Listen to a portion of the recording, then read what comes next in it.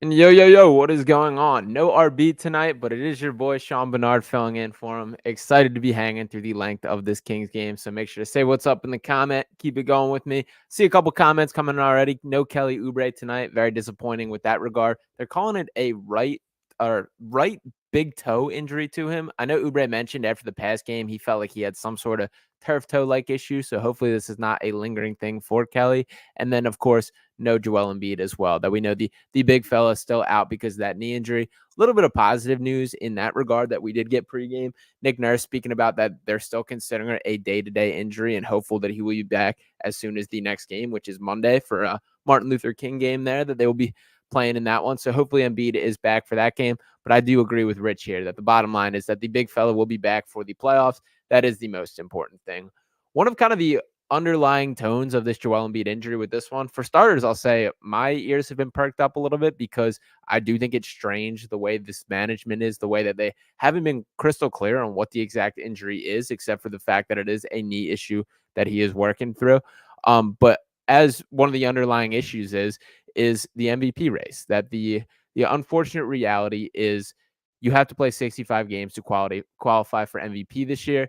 And if the NBA season ended right now, that Joel Embiid would be your MVP. But the chances of him reaching 65 would be unfortunate. And yes, sorry to disappoint with the no RB. But I will hold down the fort and make sure things are hanging. I believe RB is either at the game tonight or he might even have something else going on. He's a busy man. That guy always got something going. But yeah, about Embiid specifically, it could be a good thing in the long run for the Sixers that we've had all these conversations about Joel Embiid making sure that he is ready for the playoffs. We've yet to see these Joel Embiid signature playoff performances. So it might be worth it to swallow the pride right now, sacrifice the MVP race a little bit, and just focus on being his best form when the moment matters most. We got a shout out to RB from Scranton, PA. Sixers short tonight. Win. It's going to be a hard foul game. Yep, absolutely. Did RB sprain an ankle? Could happen. Could have happened. He is out there hooping sometimes. So shout out to RB in his grind. But I'm excited to see this Kings team in action. That they were probably one of the darlings of the NBA last year and kind of lost some steam this year. I know they're in the trade rumor mix for Pascal Siakam, a couple other pieces that could move the meter. I like this team quite a bit. De'Aaron Fox has quietly been having a really elite season. Some of his numbers completely absurd. I'm going to pull some of those up now to get these exactly right. But his efficiency has been off the charts, and a guy playing like a fringe all NBA first team player so far this season. To lay out his numbers on the year, 27.9 points per game, 5.8 assists, shooting 47.2% from the field, 39.3% from three. That's a huge upgrade from a guy who's a 33.1% career three-point shooter and really the engine of this Kings team. That they go as De'Aaron Fox goes. And of course, they got Domas Sabonis, who is one of the more unique players across the entire league. Been kind of cool to see how much the Kings have trusted him, allowed him to play out of his shell and have a great impact. Rich, I do appreciate the compliment there. Maxey has always reminded me of Fox for real. Yeah, some of the pair of Kentucky brothers there, two guys that have obviously come out of Kentucky. And it's going to be fun to see them go head to head. That they definitely have a ton of similarities in their game. So pretty cool to see those two go head to head. It's interesting that De'Aaron Fox and obviously Malik Monk is a piece of this Kings team as well. Guy that's in the conversation for sixth man of the year and deservingly so. Always been a fan of Malik Monk, even dating back to his high school days. He was a guy that when I was all in on the Sixers in the primetime tanking, I wanted him so bad to be wearing a Philadelphia uniform. Been a bit of an up and down career for Malik Monk, but he does feel like he's found his footing out there in Sacramento, that he is such a key part, and he is a part of that Kentucky connection. So it wouldn't even shock me if we saw John Calipari pulling up to the game if he was available in tonight. Cool. And shout out to Coach Cal. I think he does a really nice job of kind of the mentorship role in a way that very few coaches do across college basketball. So shout out to him and Kentucky obviously getting it done.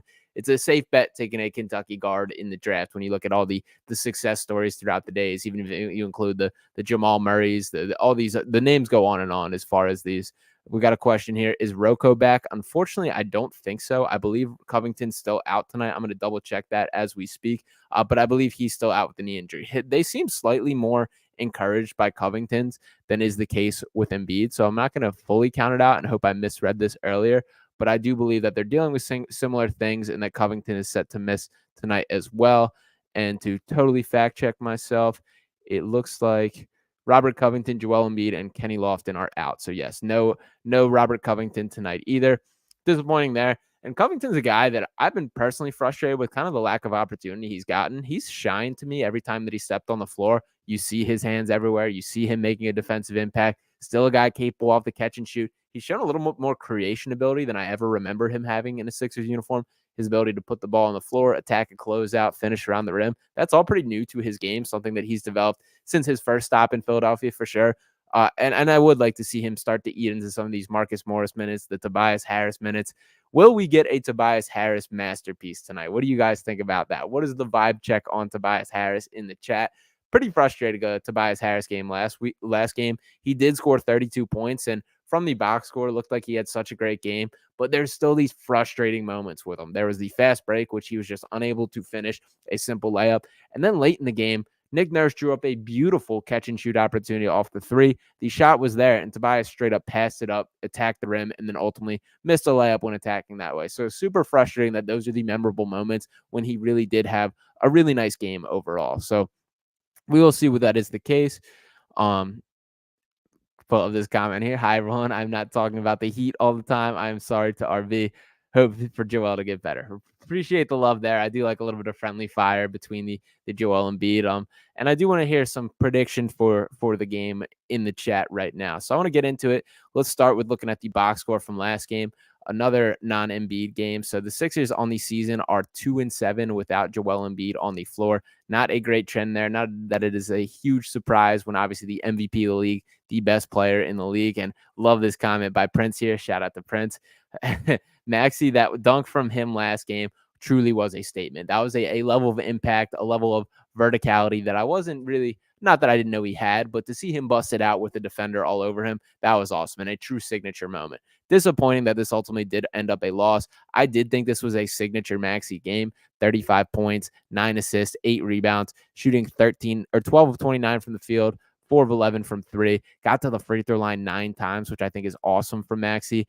And just his control of the offense, his ability to play make in a way that people doubted, his ability to just create his own shot and knock it down. It's well beyond what we could ever expected. I like this prediction from Maximus here, 115-99. Hopefully that is in the Sixers' favor. They absolutely could use a win tonight, starting to slip a little bit. We just need a win tonight, LOL, no matter what happens. Totally agree with that as well. And little James Harden Clippers love in the chat. I will say that Clippers playing some really good basketball right now. And shout out to them for finding a way to turn around. And I totally agree with all these sentiments here. It doesn't matter how, doesn't got to be pretty, but find the Sixers in the win column. Find a way to make it happen. That should be the message to this team. I think I'm going to throw a little bit of a dark horse candidate out there with no Kelly Oubre. That's another opportunity for more scoring to take place. I think we have a big Marcus Morris game tonight that I think after the key to the city, the vibes are high that he's going to get those shots up. And especially with Nick Nurse lately, not trusting really either Paul Reed or Mo Bamba for significant minutes at the 5, we've been seeing much more Marcus Morris at center. So I do think we're going to get a big Marcus Morris performance tonight. Would love to see it, as these comments are mentioning. No, doesn't matter how, doesn't matter where, doesn't matter what the method is, but just have to find a way to get a win. Maxey for 40 plus points. Would love for that to be the case.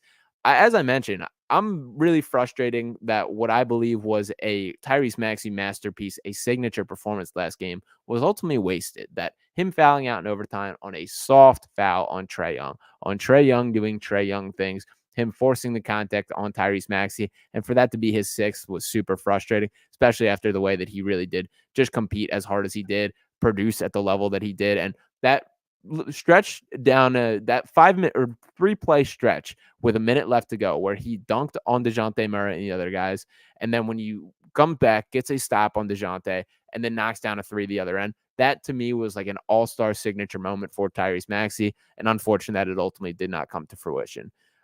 2 Prince here, you probably mentioned already, but Pat is playing. Pat Beverly will be in the game for the Sixers. I'm likely going to see a little bit of an expanded role today. I would not be surprised. He's been giving them good minutes lately, that I do have to give Pat Beverly a little love. He's more than just a locker room guy. And we've talked so much over last year, specifically about the PJ Tucker role, this intensity, this toughness that he brings to the team. Pat Bev is all those things and a little bit better of a basketball player at this point in each of its career. There's just a little bit more life, a little bit more juice in Pat Bev's legs than PJ Tucker had at this point. And he provide some ball handling, some playmaking, just an all-around better player for the Sixers at this point in time. So yeah, I would love to see Pat Bev get a little bit of extra run. And I'm kind of scrolling through the betting lines myself, taking a peek. Marcus Morris over 8.5 points. I like that number quite a bit. I do think Marcus Morris has a day. Surprised to see the number that low here. We have to play defense and box out. Yeah, the rebounding has not been great. And a great comment here as well. I forgot this is ESPN, so the games always start 15 minutes after the scheduled time. Yeah, that's the very frustrating way of the NBA, that I would much prefer it be the case that, they say 7:30 and it is 7:30, but that never does seem to be the case. TNT's gotten bad with it as well, but we'll say that ESPN is much worse as far as the delays and the way that is the case. But regardless, I will be here with you up until tip-off, as well as all the way through the length of this matchup. Excited to take things through. Uh, jump through that. Cool. And then, talk through this game. So I think I am feeling a Sixers bounce back win tonight. That I think the losing skid has gone on a little bit too much. This is going to be a bounce back victory. This team does need it. Not that it is the worst case in the world, or they've obviously done some damage, and we'll see the true shape of this team when Joel Embiid returns. Need B-ball and Springer. Would love some minutes. I think this is the type of matchup where you need that youthful energy that those guys bring. That leave the leash a little longer. Let Jaden Springer play through his mistakes. He might be the best option on this team to match up with a De'Aaron Fox. Let's see what that looks like. At least give him the opportunity.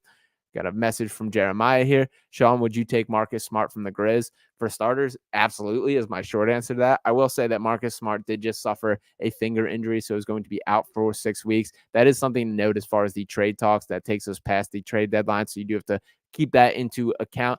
But yeah, I love Marcus Smart. He has not played particularly well this year. Frankly, the Grizzlies have underwhelmed, and Marcus Smart has been a part of the reason why. But I think he's in a little bit too expanded role. That we saw what that team looks like when they were in full construct with John Morant back on the floor. But this is essentially a wasted game or wasted season for Memphis. So disappointing there. And then, I would love to see Springer on Fox for some minutes. You got to try this guy out. That Jaden Springer is not going to be getting any better as a basketball player by just continuing to have these conversations of what he could do or what he theoretically could be capable of. You have to let him learn. Let him learn on the fly, play through his mistakes, and make a strong impact. We also got some RB merch. Make sure to click the link and check that out as well.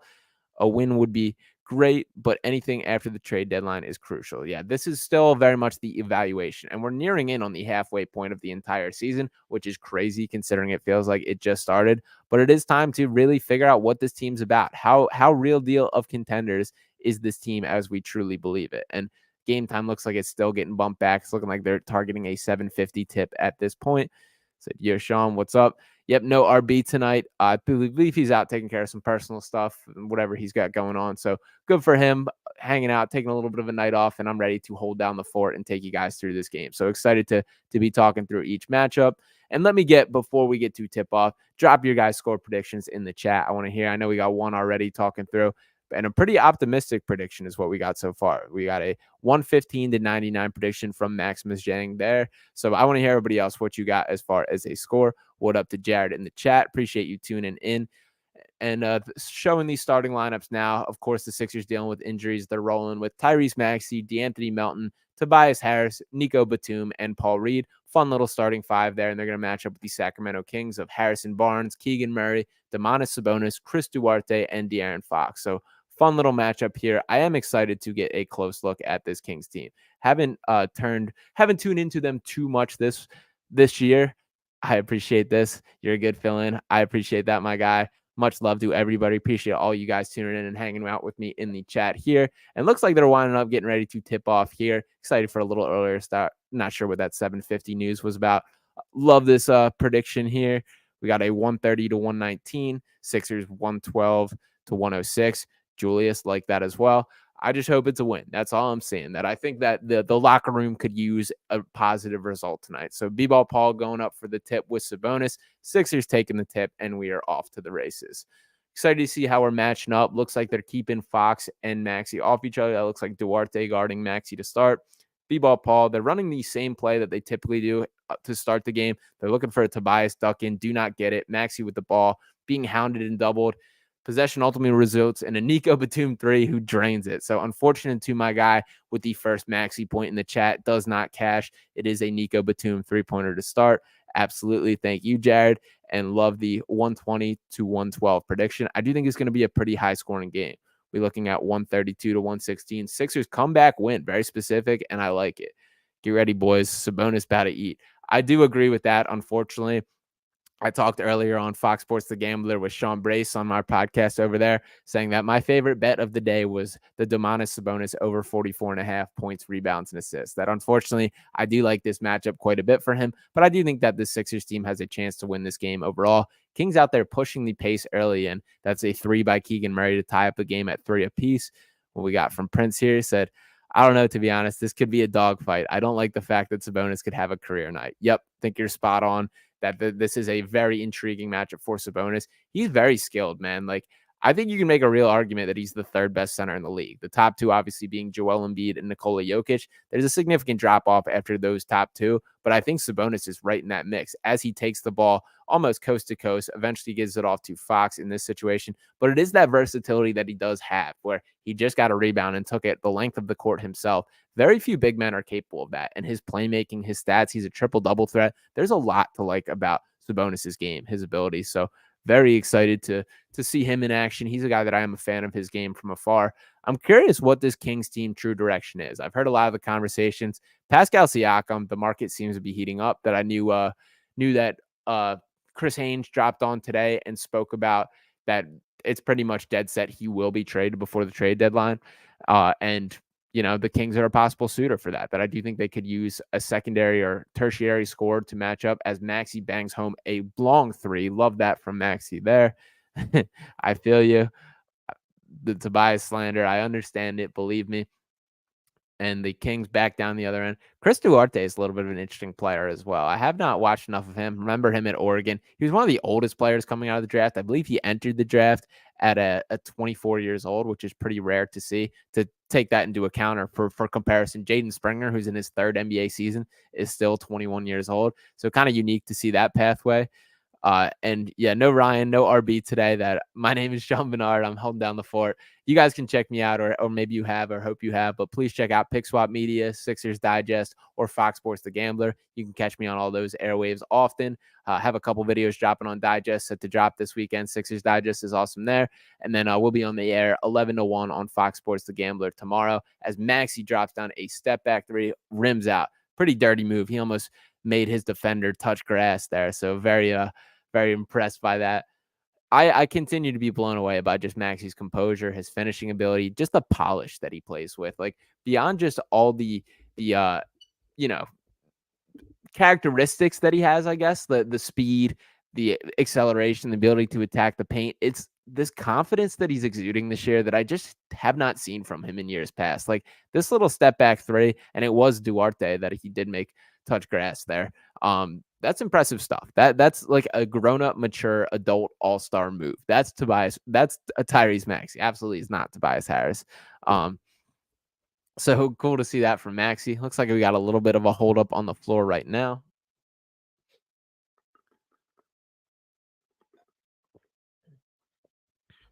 We got some drink spillage on courtside. I feel like this is happening all too often, by the way. I feel like I see this drink spilled on the side of the court, like game in and game out. And I know that this has been mentioned by Kate Scott on the broadcast, but I do want to second this, that if you spill your drink while you're sitting courtside, you're out of there. You're getting bumped to the top rows. You're getting moved for that one. That's a hold up the game all the time. It is getting unbelievable. I do feel like more games that I watch than not that there's some delay for spilled drinks on the court. It's unreal. And they're showing the injury report on the screen right now.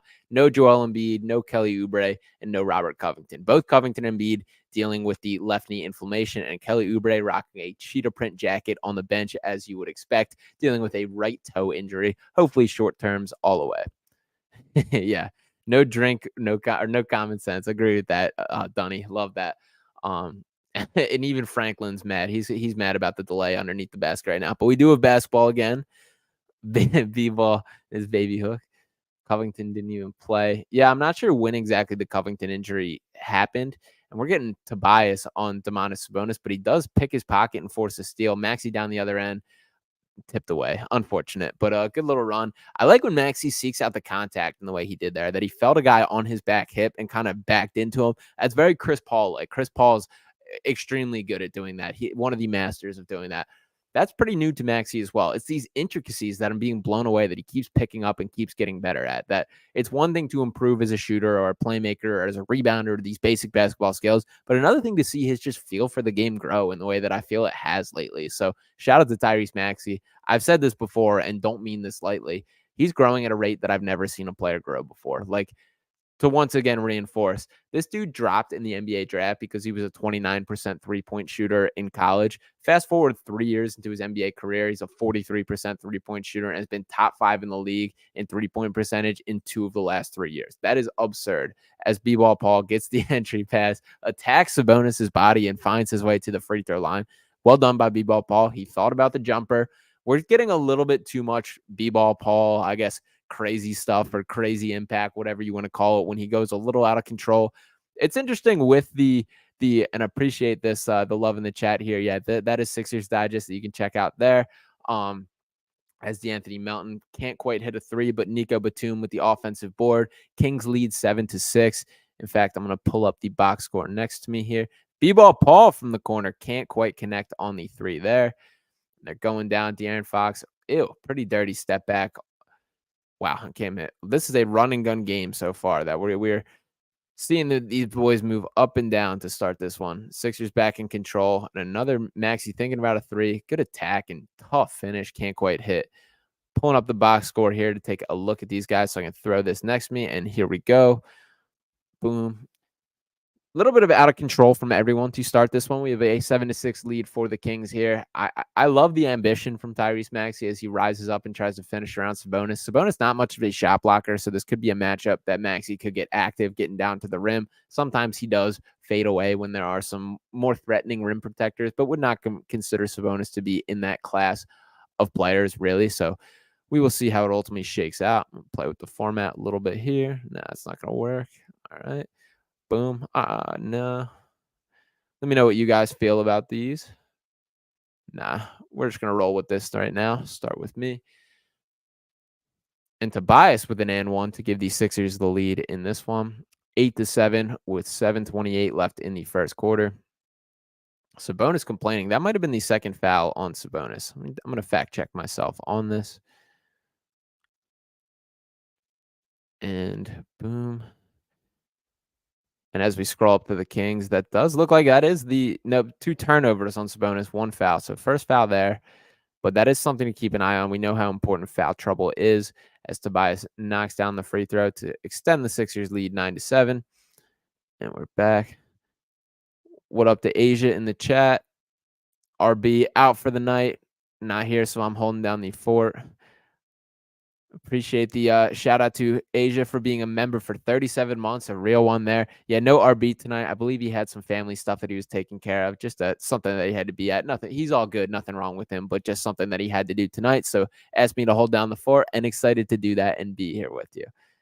Prince Manito. Maxey's the only Sixer with a believable summer workout mixtape. LMAO. Yeah, we've lived through the Ben Simmons era. Ben Simmons, by the way, but unreal, just the lack of games that we're playing from him. I saw a quote buzzing around on Twitter today saying that he would get a veteran's minimum if he was a free agent this summer. And I can't argue with that. I think, to be honest, there'd be plenty of teams that have zero interest in Ben Simmons whatsoever. As the Kings are at the free throw line now, it looks like Duarte, who missed his first one. Murray has an early 5. Good look there.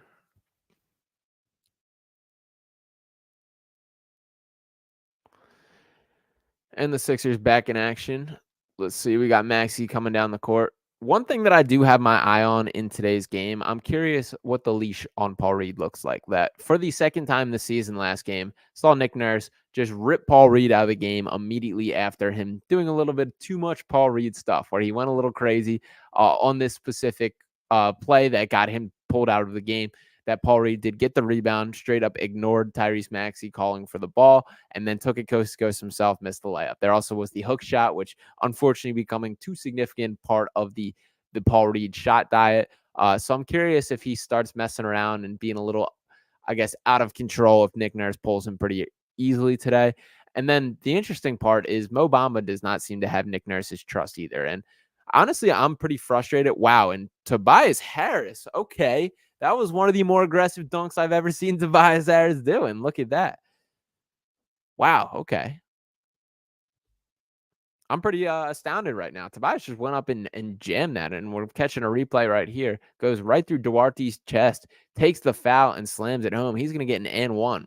That's a grown man. That's a grown man dunk from Tobias Harris right there. And appreciate the RB checking in. He is in the chat and active right there.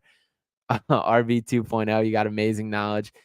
I love that. I appreciate that, my guy Jordan, and appreciate you. Love that to everybody. Much love for you guys for hanging out with me in the chat. We are heading to commercial now. We got a 11-14 lead for the Sixers. I'm pretty impressed with this start by this team. I'm pretty astounded by that Tobias Harris dunk, to be honest. That's a grown man dunk. And if Tobias Harris can start doing these grown man dunks a little more often, my tone might change a little bit. There's a little less change being left on the rim when it's hanging there. So, yeah, would love to see more of that from Tobias. The more dunks, the better. I know they talk about it on the Rights to Ricky Sanchez podcast, quite open, that more dunks. That's the Michael Levin classic that he does want to, there we go, the Toby slam, that he wants there to be more dunks. And it makes sense that while in theory, 2 points is 2 points, it all counts the same. But when you're leaving ones to hang on the rim, or when you try and toss one up off the glass, it does leave the opportunity for it to get blocked, or you just miss it, that you're not going to shoot 100%. So when you go up and dunk it, it increases your chances. I appreciate you, Jordan. I don't know about all that. RV is the goat at all this, but I do appreciate you. Rare W Tobias. Yeah, absolutely spot on that. If he comes out with this bulldog mentality, with this attack first mindset, it's a different version of Tobias. And frankly, for me, the biggest frustrating point with Tobias Harris is you see these stretches where he's the exact player that you want him to be, but it just does not last for the long term. That he jumps in, he makes his impact, and then you see the habits start to leak out over time. Appreciate you guys all jumping in now. We need a better player development for these young guys. I do agree with that as well. I think the pathway that the Sixers, they're starting to establish it. I think they've done a nice job when you look at the roster and the organization right now with Terquavion Smith, Ricky Council IV, and Kenny Lofton down at the Bluecoats on two-way contracts. Went down there last week to catch a game and got to check them out. I was really disappointed, actually. It was the game that Terquavion Smith and Ricky Council IV each got called up to the Sixers. But I did check out on Kenny Lofton, and I do want to note, that dude is getting skinny. Like, he's the skinniest I've ever seen him in my life. He's obviously still a very massive man, but as far as the stomach and his gut, and I remember watching him back in Louisiana Tech, and he was probably like close to 80 pounds heavier at that point. He's the lightest I've ever seen him ever, and that is something interesting. And yeah, totally. Mike is right. Need more dunks. Absolutely. Toby always gets his layups pinned, so he needs to be more aggressive. Totally agree that, like, I think Tobias, more than most players, it's notable that you know when he just gets it smashed from behind, and it is because this finesse, this smoothness that he plays with, that there isn't this downhill. Like, when you look at Tyrese Maxey, the way that he gets downhill, nobody is catching this.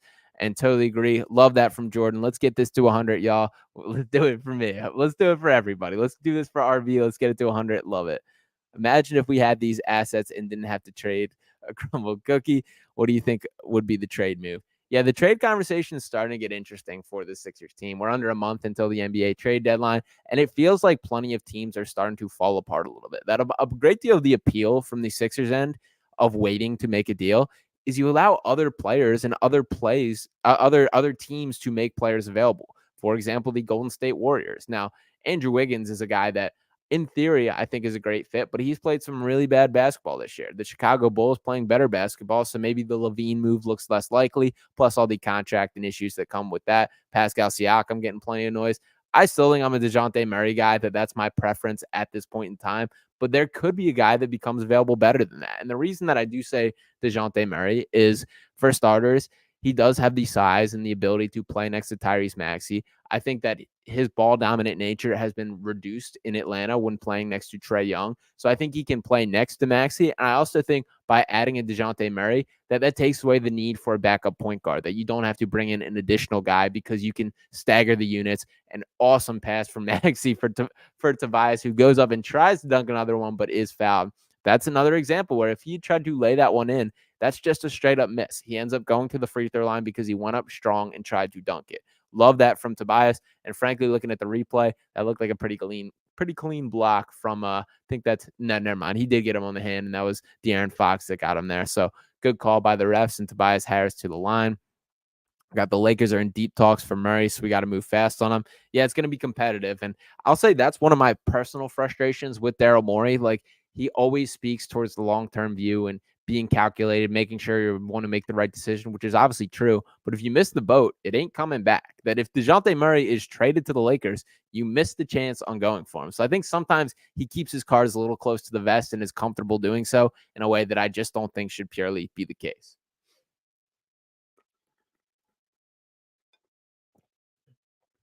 Kings going on a field goal drought extending over 3.5 minutes right now. Sixers leading 14-8, so not quite as high flying. Wow, great pass by Malik Monk. Drops it off to Alex Len, who slams it home. Good stuff there. I'm going to pull up the box score right here once again. So, yeah, 14-10 Sixers right now. And as we look, Maxey sizing up, passes off to Tobias, gets the rock right back. He's got Keegan Murray on him. He's attacking to the rim. Tough shot. He is fouled. I don't even know how he got that one off. That looked like there was guys all over Maxey on this one. If we do indeed intend to get Levine, I need Caruso and Drum involved. The only way. I think that's a great point, Prince, bringing that up. That Caruso specifically, to me, is a guy that I don't think is the difference maker. Like when I'm thinking of what the Sixers need to make a trade, for me right now, it's not just role players. Like I don't think they're an Alex Caruso away from winning a championship. I think they're like a dude, a DeJounte Murray kind of dude, a guy that is a creator, like a Zach LaVine. But I do agree with this sentiment that if you're taking on this deal to bring in Zach LaVine, that you need to bring in an Alex Caruso. And Andre Drummond is a nice name. It sucks that the Sixers once again have a backup center problem. That shout out to Paul Reed. I know RB with the Out the Mud podcast with Paul Reed. We are all Paul Reed guys here, but B-Ball Paul just hasn't quite taken those next steps the way I personally hoped, and that I think a lot of people hope to be the case for this one. So it is unfortunate. And speaking of, we do have Mo Bamba checking into the matchup as well as Marcus Morris Jr. or Senior. I'm sorry. Mo Bamba, I'm very curious what we're going to get. He is a real deal good shooter. Like he's not just a shooter for a big man. He is a guy that is a pretty legitimate spot up shooter. That is a key part of his game. The pick and pop game makes that possible. Also makes spacing the floor and playing some 5-out basketball a little much easier or at least possible when he is there. But I am curious the effort level, the energy level that we get from Mo Bamba tonight, because it does seem like that it is pretty I guess sporadic is a nice way to put it. For some nights he has it, some nights he doesn't. And there's no reason that he can't just be a fine, adequate center. There's no reason that Mo Bamba just can't do the basics, big man things of getting rebounds, blocking shots, catching lobs, and shooting threes. That should be the exact job description for what Mo Bamba does on a game-to-game basis. Has not quite been that way, and there's been too many ups and downs with this overall case, but haven't seen anything from him yet. Pat Bev also in the game and just hounding the ball carrier at the top. He gets switched onto the big with Alex Len, which leaves Mo Bamba to swat away. Who is that? Number 20 on the Kings. I recognize him. I'm going to check here. Wow, quite the finish by Malik Monk. Can't quite hit. Marcus Morris gets tossed out of bounds, and the Sixers got the rock and are for running. And number 20, who was swatted, that was Colby Jones out of Xavier. Nice. Good player there. Sixers back with the ball. Maxey, I like when he does that too. Pat Bev for the corner three. Can't quite hit. The pace of this game is starting to pick up a little bit. That's what I was saying that I expected. Shout out to Jordan. Shouts to Sean for covering the stream. He's the GOAT. Appreciate you, Jordan. Appreciate you turning in. W's in the chat. And yeah, Prince, it is unfortunate that Kelly is hurt. These are the types of game where you need Kelly Oubre, that, you know, he is this innings eater guy that can step up and play a more primary scoring option on the nights where the Sixers need it. Disappointing that this is one that he's missing. As I said, that he did mention in the post game after last game, as Maxey takes a deep step back three and can't quite hit off the rim here. Sixers lead 18-14, but Kelly Oubre did match it before the game, or did mention after last game that he was dealing with some sort of toe injury, that this was hurting. So yeah, he was ruled out today, and very unfortunate there. Shout out to the W's in the chat. Shout out to all you guys for in here hanging with me. To Prince, to Bo. What's poppin', Philly gang? Appreciate all you guys. Kings coming up and down now. Sprays to the corner. Trey Lyles has put together a nice little career, and some more W's in the chat. We love that. Keep them coming. Love the W's. as the Sixers back with the ball. Kings fighting here, that this is going to be a dogfight throughout. I think this is going to be the type of game that I'm going to be jumping up and down, crying and screaming in the fourth quarter. That I'm not sure that this is going to be one that either side's going to be able to put away. And Nico Batum, great play call to get him off motion for a catch and shoot three. Not sure why he did not just shoot that ball. He just had an interesting little layoff to Mo Bamba there. Much rather him just go right up with that. Shout out to all the comments coming as we're coming into a commercial break. Not going to quite be able to shout out all the names on here if you guys are picking up what I'm putting down, but very excited about all you guys hanging with me tonight. And let's take another look at this box score. Let's take a look at the scoring. Let me bump this a little bigger. Boom. Hopefully you guys can see that all good. Looks pretty solid on my end.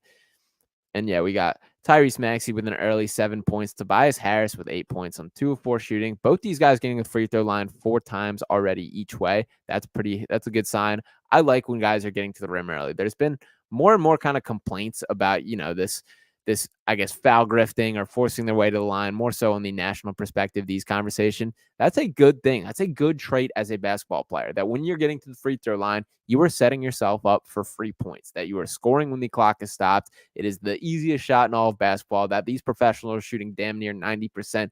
Those are free points. Take advantage of them, and I love when these guys are getting to the line. I saw a shout out to NBA University on Twitter.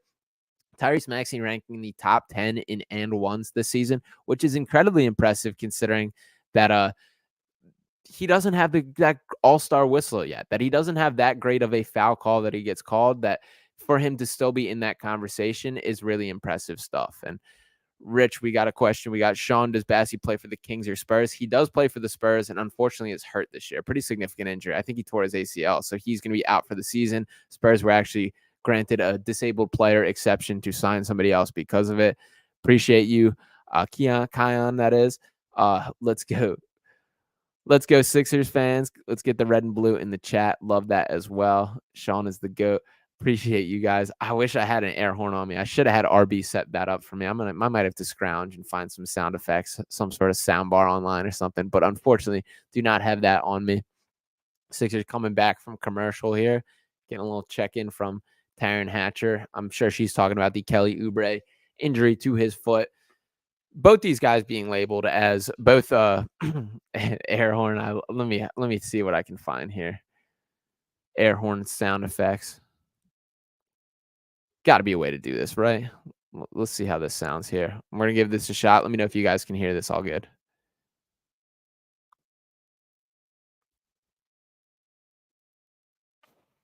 How's that? How we got that come through for you guys?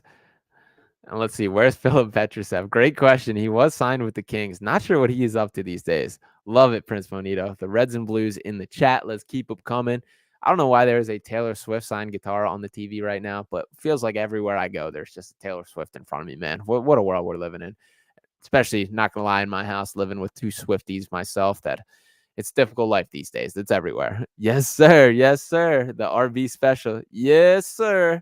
Should have busted that out to the start of this one. And looks like they're doing some sort of charity event today. I believe it is for a charity giveaway. Some signed sneakers. Look like a signed basketball from the 1983 NBA champs, the Sixers, the last time they won a championship. Hopefully that changed here. Shout out to Jordan. You are cracking me up.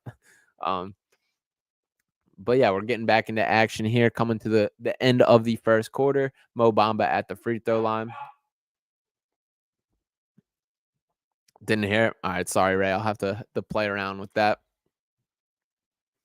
Yeah, I wish I had the full soundboard feature in front of me right now, but I gotta get on RB's level with the setup to make sure that is the case. Kings back in action as we're coming down to the last 2 minutes of the first quarter. Malik Monk on the ball. Tough take, and Bamba active once again. I guess that's a steal. Could be a block. Looked like Monk was going for the pass, but good activity from Bamba off the start. That's the biggest thing I'm looking for when I see him on the floor. Marcus Morris post up, can't get the roll, but Bamba fights for an offensive board, gets it knocked away. Good activity from Obamba here. That is, as I mentioned, the biggest thing I'm looking for him, that it does feel like a little bit of an effort thing that depends on the nights for when he's bringing it, when he's not.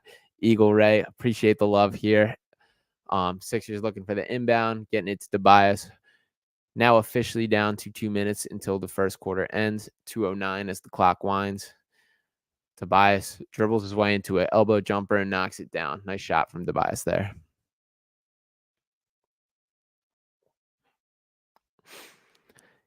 Kings cannot answer with a three of their own as Trey Lyles hoists one there. Ball goes back to Tobias down the other end.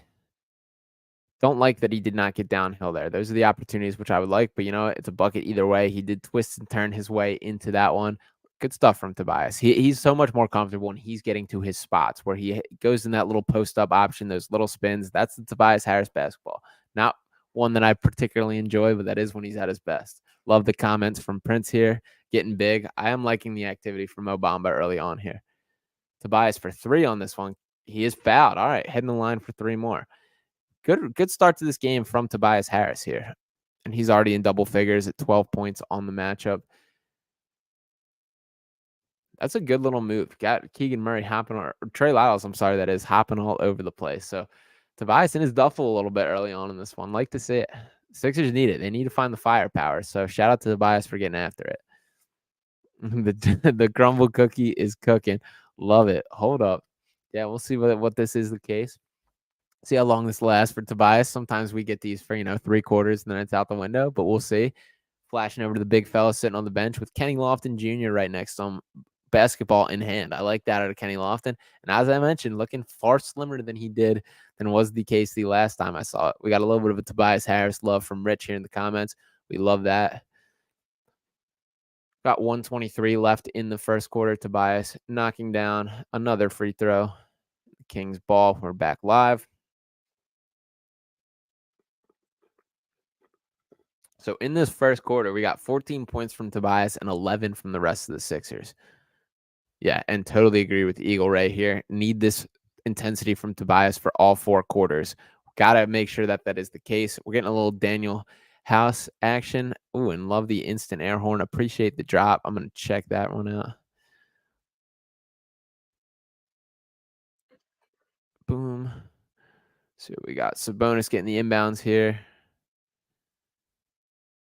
De'Aaron Fox winding his way to the basket, but looks like he kicked it off his own knee. So Sixers going to get to the inbounds here. Got 1:04 left to play in the first quarter. Harris been keeping us alive. Shocking as that is, you are right about that. I do see your comment, Rich. I'm about to circle back to that in a second once we get to the end of the first quarter here. Got Pat Bev winding his way into the rim. Tobias, once again, looks like he wants it off the dribble, kicks it back to Bev. Bev coming down the lane, looking for the patented hook shot and gets it. That is a straight automatic shot. I don't know how that is the case, but the Pat Bev hook shot is becoming one of the staples of the Sixers offense. The way that he just gets to his spot, it's very impressive stuff. And Bamba blocks a shot down the other end. Looks like he gave him a little stare after, too. This might be the most intensity that we've seen from Mo Bamba. He's reading your comments, Rich, that he doesn't want a backup center. He wants to be the guy as he sets a screen down the other side. And Pat Bev, for 2 more points, winds to the basket. 20 seconds left in the quarter, winding down. Sabonis gets the inbounds. Kings are going to have the last shot here. Hands it off. Looks like Malik Monk with the ball there. Pat Bev guarding him. Yeah, Daniel House in the game as well. For the house, for the team. Monk to Sabonis off the dribble, kicks to the corner. Got 3, 2, 1. And there's a foul. De'Aaron Fox is fouled with 1.1 left on the clock. That is unfortunate. Tough one. Tough call, too. Pat Bev. Look at that. The Pat Bev hook shot, I'm telling you, I'm absolutely loving that it is a part of his repertoire and really this team's offense at this point in time. And yes, RB is all good. Just had something he had to take care of tonight. So me stepping in for him and holding down the fort here on the channel. Excited to be watching this game with you guys, talking through it. De'Aaron Fox, 6th in the NBA in scoring this year at 27.9 points per game. And the efficiency that he's doing with is really impressive. Some real leaps in his shooting percentage. Make sure you guys are liking the stream. Appreciate you guys. And that will be the end of the first quarter. Sixers are leading. We got a score here 29-21 as we head into the second. But I did just want to circle back for Rich's comment here. Do we need a backup big? That is an excellent question because I think coming into the season that the full intention was that this was a problem that has been solved. The Sixers have been through the lowest of the lows when it comes to backup bigs. We've been through, the Amir Johnsons, the Dwight Howards, the Bobans, the Greg Monroes, the names go on, Al Horford even. And to be honest, Paul Reed has been among the best backup centers that the Sixers have had. Now, the thing about Paul Reed that I feel is he's great in a role where Joel Embiid is playing in the game, and it's this spot, this burst of energy from Paul Reed, where it's not a big deal if he's going all out, going crazy. It's a different story on nights like tonight when there is no Joel Embiid in the picture. That I don't think Paul Reed is the guy that you can kind of scale up his work rate and he has that same impact. And there's players that are like that. This isn't necessarily the biggest deal in the world. And especially if the roster as currently constructed, the best case scenario being that Joel Embiid is playing 40-ish minutes a game, which leaves about like 8 to 10 minutes for Paul Reed to even fill in. Now, the other guy is Mo Bamba in this. And I'll mention that Bamba has been like more frustrating to me than Paul Reed from the sense that when Paul Reed's going crazy, it's just him kind of being Paul Reed, doing his thing, trying to do too much. Mo Bamba, when he's playing poorly, it feels so much more like a lack of effort or lack of engagement is, I guess, a better way to put it. That doesn't feel like he's on the same page as the game. And for a guy that is 7 feet tall with a 7'10" wingspan, it's amazing how bad of a rebounder he is, that he truly is not a skilled rebounder, has like zero instincts for the ball, still grabs it. And tonight he's played pretty well. And I will pull up these stats once again. Let's take a look at the center spot specifically. That Paul Reed so far in 7 minutes of play, we got 0 points, but we do have 2 rebounds, 0 for 1 from the field, 0 for 1 from 3, 0 for 3 from the field. We got 1 foul from Paul. And then looking at the Mo Bamba minutes, in 5 minutes, he has 1 point, 2 blocks, 1 steal, 1 rebound, 1 of 2 at the free throw line, no shot attempts overall. That's fine. And you can see the 4 points from Pat Bev off the bench. Nice little burst there.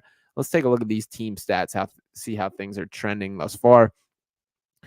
Kings shooting 8 of 21 from the field, 38%. Sixers 8 of 22 at 26%. 36.4%. So neither team shooting particularly well. Sixers 2 of 8 from 3, while the Kings are 2 of 12. Neither of these teams shooting particularly well to start. Kings out rebounding 13 to 11. 5 offensive rebounds by the Kings. That's a little bit of a lot to start this one. Scroll down, take a look at a couple of other ones. We got 6 assists, only 2 assists for the Sixers to start. Still very early in this one, so none of these are going to be things that I'm that worried about, but I did think it was still notable to take into account. And take a look at the King story. Zero points for Sabonis to start. Surprised by that. He does have 3 rebounds and assists. We got 5 points from Keegan Murray. So pretty well spread scoring. And they got more points coming off their bench than in their starting lineup. But they got 10 points off the starting lineup and 11 points off the bench. Their leading scorer is Keegan Murray with 5 points. We got De'Aaron Fox with 4. We got Malik Monk with 4. And then pretty well rounded all around. So looks like Sixers coming back in action. We're about to be picking up and resuming in the second quarter here. Got some awesome comments coming in. What's up, everybody? Cool. Tobias Harris on the bench to start the second quarter. 14 points in the first quarter for Tobias. A great start for him. What's up, Daniel? Thanks for tuning in. Nice fourth corner stats. Nice. As De'Aaron Fox prods and got a long range shot off the rip, way off, as Pat Bev grabs the rebound, taking it down the other end.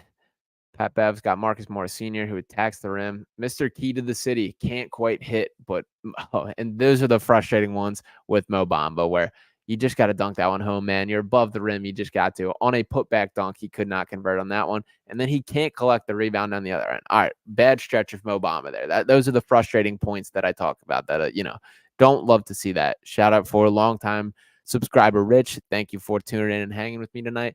Filling in for RB right here. Once again, my name is Sean Bernard. You guys can check me on Pick Swap Media, on Fox Sports The Gambler as their Sixers and NBA Insider, as well as Sixers Digest for all my own individual Sixers takes on there.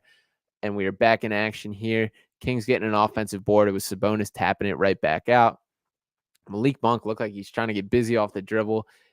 Kicks it to De'Aaron Fox, who attacks the rim, and he goes to a little hook shot. Hook shots might be making a little comeback here, fellas, that I'm seeing more and more people go to the little hook shot in the paint. Shout out to Pat Bev. Shout out to De'Aaron Fox. Fox cannot come up with it. We've seen plenty of it from B-Ball Paul as well. And yeah, once again, RB out taking care of some family stuff tonight, so me holding down the fort for him. And Sabonis kicks out. Kings back in action.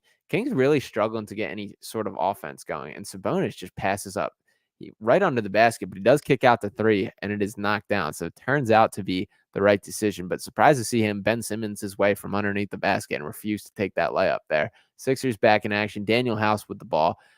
Interesting to see Daniel House getting this amount of significant minutes. Maxey to Bamba. Bamba for 3.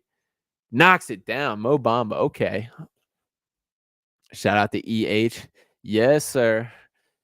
There we go. Kings coming down the other way.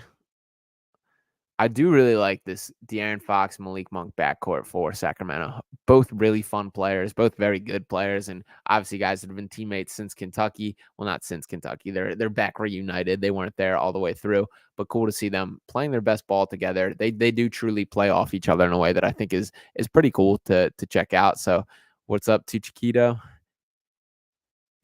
I'm sorry. And then we got Sean RB. Better watch for his job. He's pretty damn good. I appreciate you guys. Much love. And yeah, all love between me and RB. I'm grateful for him to give me the opportunity to fill in tonight, and definitely want to continue doing more and more with him in the future. He truly is one of the goats of this industry, one of the first to do it, best to do it. And I have always been grateful for him for being supportive of myself as well. So shout out to RB, and happy I could give him the night off. And shout out to Jordan here for the donation, 199 here.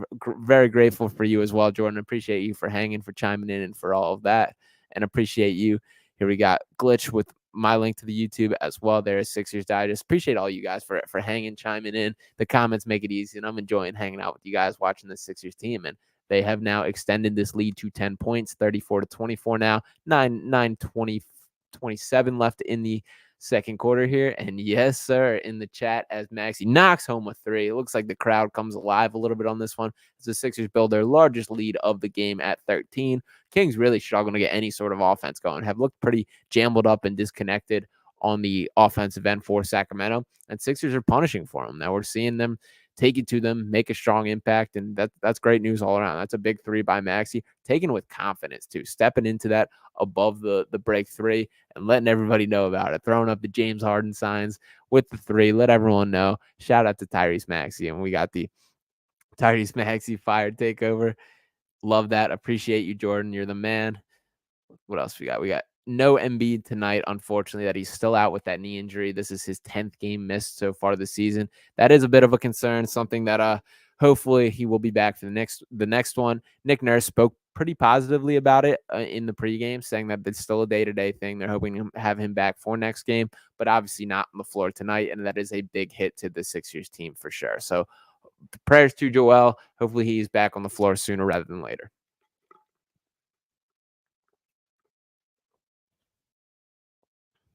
Yep, and totally agree with blood mage here. Sixers looking okay for sure though. Yep, a hot start to this one. Pretty excited with what I'm seeing from this team. Yep, got you. Feel free to keep the comments rolling. Love the way it helps me, keep talking my way through this and keep me going. So thank you guys for chiming along. Cool. And yeah, we're off to a little commercial break here. Let's take a little check-in on the box score. 37-24 to the Sixers. And as you can see, Kings really struggling to have offense. That when you look at these, just not a lot of just offense as a whole. Nobody over 5 points, and their bench doing the bulk of the scoring. And in comparison, you scroll down to the Sixers here. We got 14 points from Tobias Harris, who I would think is probably checking back in during this break. Got 12 points in 12 minutes for Tyrese Maxey, as well as 2 assists, 2 steals for Maxey as well. Good stuff there. And off the bench, 4 points from Bamba, 4 points from Beverly. Well-balanced scoring attack for the Sixers tonight. Pretty happy with everything that I'm seeing from this team so far. Yeah, absolutely a strong start for Tobias Harris, who's hopefully keeps it going. Who's your favorite Sixer of all time? I'll still go Allen Iverson for me. That AI is still my favorite personally. I love the toughness, love everything, but Joel Embiid has a real chance of surpassing that. That it sounds weird to say, but I've watched just about every single minute of Joel Embiid's professional career. Remember him at Kansas a little bit, and I truly got all in on the Sixers during those process years. To see him embody that and now develop into one of the premier talents across the NBA, the guy that I would argue with anybody that's the best player when he has it going. It's very cool that Joel Embiid is that guy. So for me, I'm still locking in Allen Iverson as my favorite Sixer of all time, but Joel Embiid does have a strong chance to pass that. As if I'm being honest, so does this man Tyrese Maxey right here, who has a real chance. Without Joel, Harris has really stepped up. Go Sixers, absolutely. Defense is looking good again. I feel like the Kings are playing careless with the ball. Yeah, it has been some really sloppy offense from the Sixers as a whole. I mean, from the Kings as a whole. These Sixers have been the beneficiary of it. And great comment right here. Let's hit the thumbs up. Let's get this to see what number we're at. Let's get this to 200. Come on, we're up to 127 on there right now. Let's see where we can push this to. Embiid if we get a ring. Yeah, I think that's a big factor. If he could take us on like a heroic playoff run and be that guy that we know he's capable of come playoff time, whole different story. As Paul Reed swats it and is sprinting down the other end. That's the good Paul Reed. Transition three for Tobias, who knocks it down. Maybe the Sixers are going to run this team out of the gym. Let's do it. Keep the foot on the gas. Tobias barking down the other end. Love the intensity this team's playing with tonight. 11-0 run in the last minute and 39. Impressive stuff. But De'Aaron Fox hits a little mid-range jumper to cut things, slow down the pace, and cut the lead to 14. Make sure you guys are liking the stream. Shout out to Glitch for keeping us with the remind. We got Pat Bev with the ball. Looks like Kings mixing in a little zone defense here. Yes, they absolutely are. Maxey trying to break the zone. Him and Pat Bev passing it back and forth up top results in a Pat Bev 3, which can't hit. But Paul Reed fights for the offensive rebound, can't get the tip in, but tips out a second and is fouled. There is the energy. That's Paul Reed. Gets his headband knocked off and anything. B-ball Paul out the mud. Love the effort. He's seen what Mo Bamba did to start this game and saying, all right, I'm in. I'm locked in. We love to see it. So there is, I think, a good nature to the competitive fire between those two. And bang from Prince Monita. I could hear it straight through. A little Mike Breen call right through my ears right there. Yep, out the mud. Let's get it. Love it from B-ball Paul. Let's keep them coming, guys. Love all the comments. Harris. And this is coming back to the all-time. I feel you completely about AI, but Embiid is slowly creeping up, man. He is absolutely different. And imagine if Maxey stays for 8+ years and becomes a GOAT out of here. Totally agree. Spot on with everything there. And believe me, I hope that when we, I guess, bookmark this conversation and circle back in 5 years from now, I hope I am raving about all the accolades that Joel Embiid has, the championship rings on his finger, and that would absolutely change it. Embiid is in the driver's seat to become my favorite Sixer of all time, but I do need a little bit of playoff production or a deep run for him for that to be the case. And he's still got some time to make that happen. I do hope it is this year. B-ball Paul going off the dribble, kicking to Marcus Morris. Smart play by B-ball Paul. Did not force the shot there, and I thought he was going to. Results in Maxey dropping it off his leg. That's happening a little bit too often to Maxey. We got Paul, Harris, Maxey, and Kelly really been the guys this year. Yeah, Kelly Oubre had been one of the more surprising additions to this team, more effective. Probably coming off a pretty poor game yesterday, so that was disappointing from Kelly's. But unfortunately, he's not there tonight. Sixers could use him. The Kings have anybody worth trading for? Yeah, they absolutely do. It's interesting. I'm curious what their mindset is. That they have their nice little core. Trey Lyles can't hit a wide open three. I would love Malik Monk. I think it's unlikely that they would ever consider moving on from him. And who do I think we should get at the trade deadline?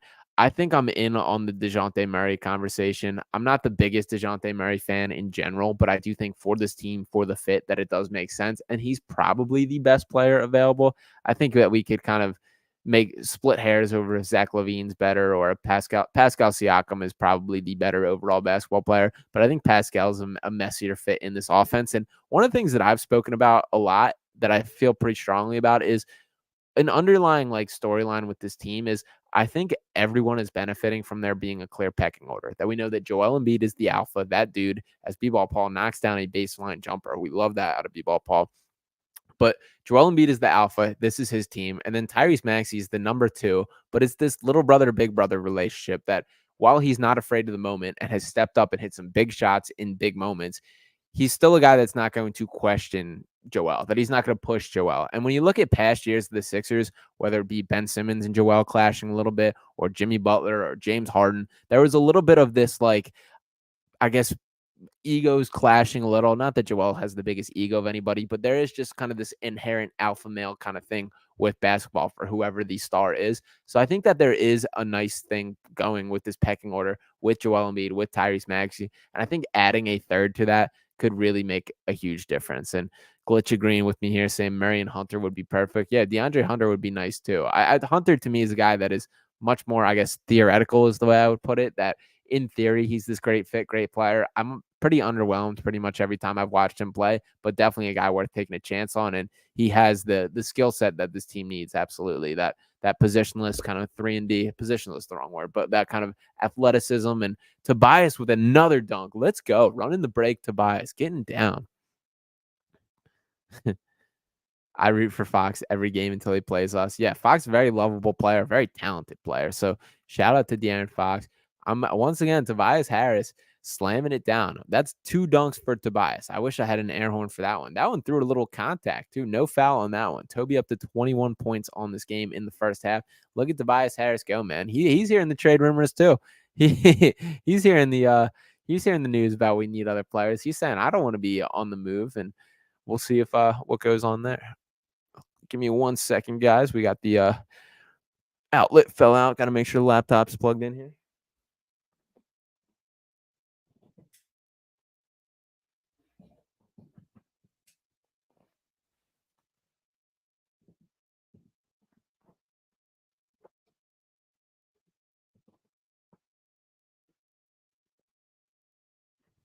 And we're back in action here. Sixers heading a commercial break, leading 48-33. Prince Feminito with the cookies and milk emoji for Tobias Harris. Love that.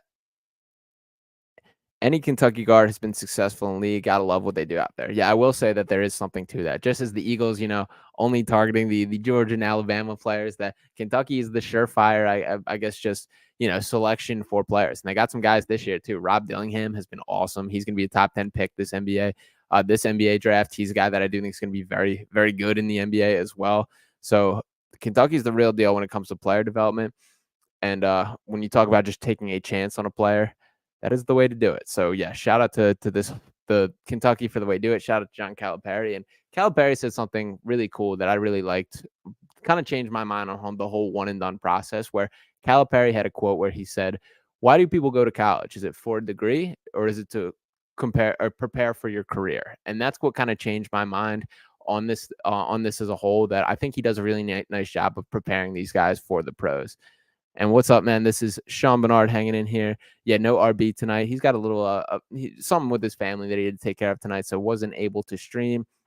So I had to fill in for him. Wanted to hold down the fort. Appreciate of him for giving me the opportunity, and happy to be hanging with you guys for the length of this game. Hey, Philly fans, I gotta go. But the Sixers, thanks for stopping in, Philly fan 15. Appreciate you for hanging with us. Have to trade Harris tonight. Hey, man, why not? Strike while the iron is hot. I am absolutely on board with that. And kind of with the conversation with Tobias Harris, it feels like he has been here forever. Feels like this contract has been going on for 100 years at this point. But the last year of his contract is here. So I think Daryl Morey really has his eyes on this cap relief that comes on by letting that contract expire, by letting this drift off the books, getting that $40 million of clean cap space, rather than trading him and potentially committing to more money down the line. For example, Zach LaVine. Zach LaVine's a better basketball player than Tobias Harris, but he's also due $200 million more coming in the next couple of years. So with 4 more years remaining on his deal, you're trading kind of the 1 year of Tobias Harris for 4 years of Zach LaVine. And that's a trade-off there that you have to really feel that is the guy, because you don't want to put yourself on the books for another one of these contracts that feels like it takes forever to expire here. And a couple other I love this. Great list of Kentucky names: Malik Monk, Tyler Hero, Tyrese Maxey, Jamal Murray, Shai Gilgeous-Alexander, Emmanuel Quickley, De'Aaron Fox. Love it. Great list of names and all phenomenal. John Wall, I would even throw on there. A ton of great names. It really is impressive. And as I mentioned, Rob Dillingham is going to be the next name on that list. Devin Booker, great stuff. Love that. Appreciate the comment, Jordan. Yeah, it is crazy, Calipari, the way that he does prepare. And Sixers mixing in a little zone defense as well. They're flying around, but they do allow a 3 as the shot clock expires. We got a 48-36 game coming in here. 5 minutes left in the second quarter.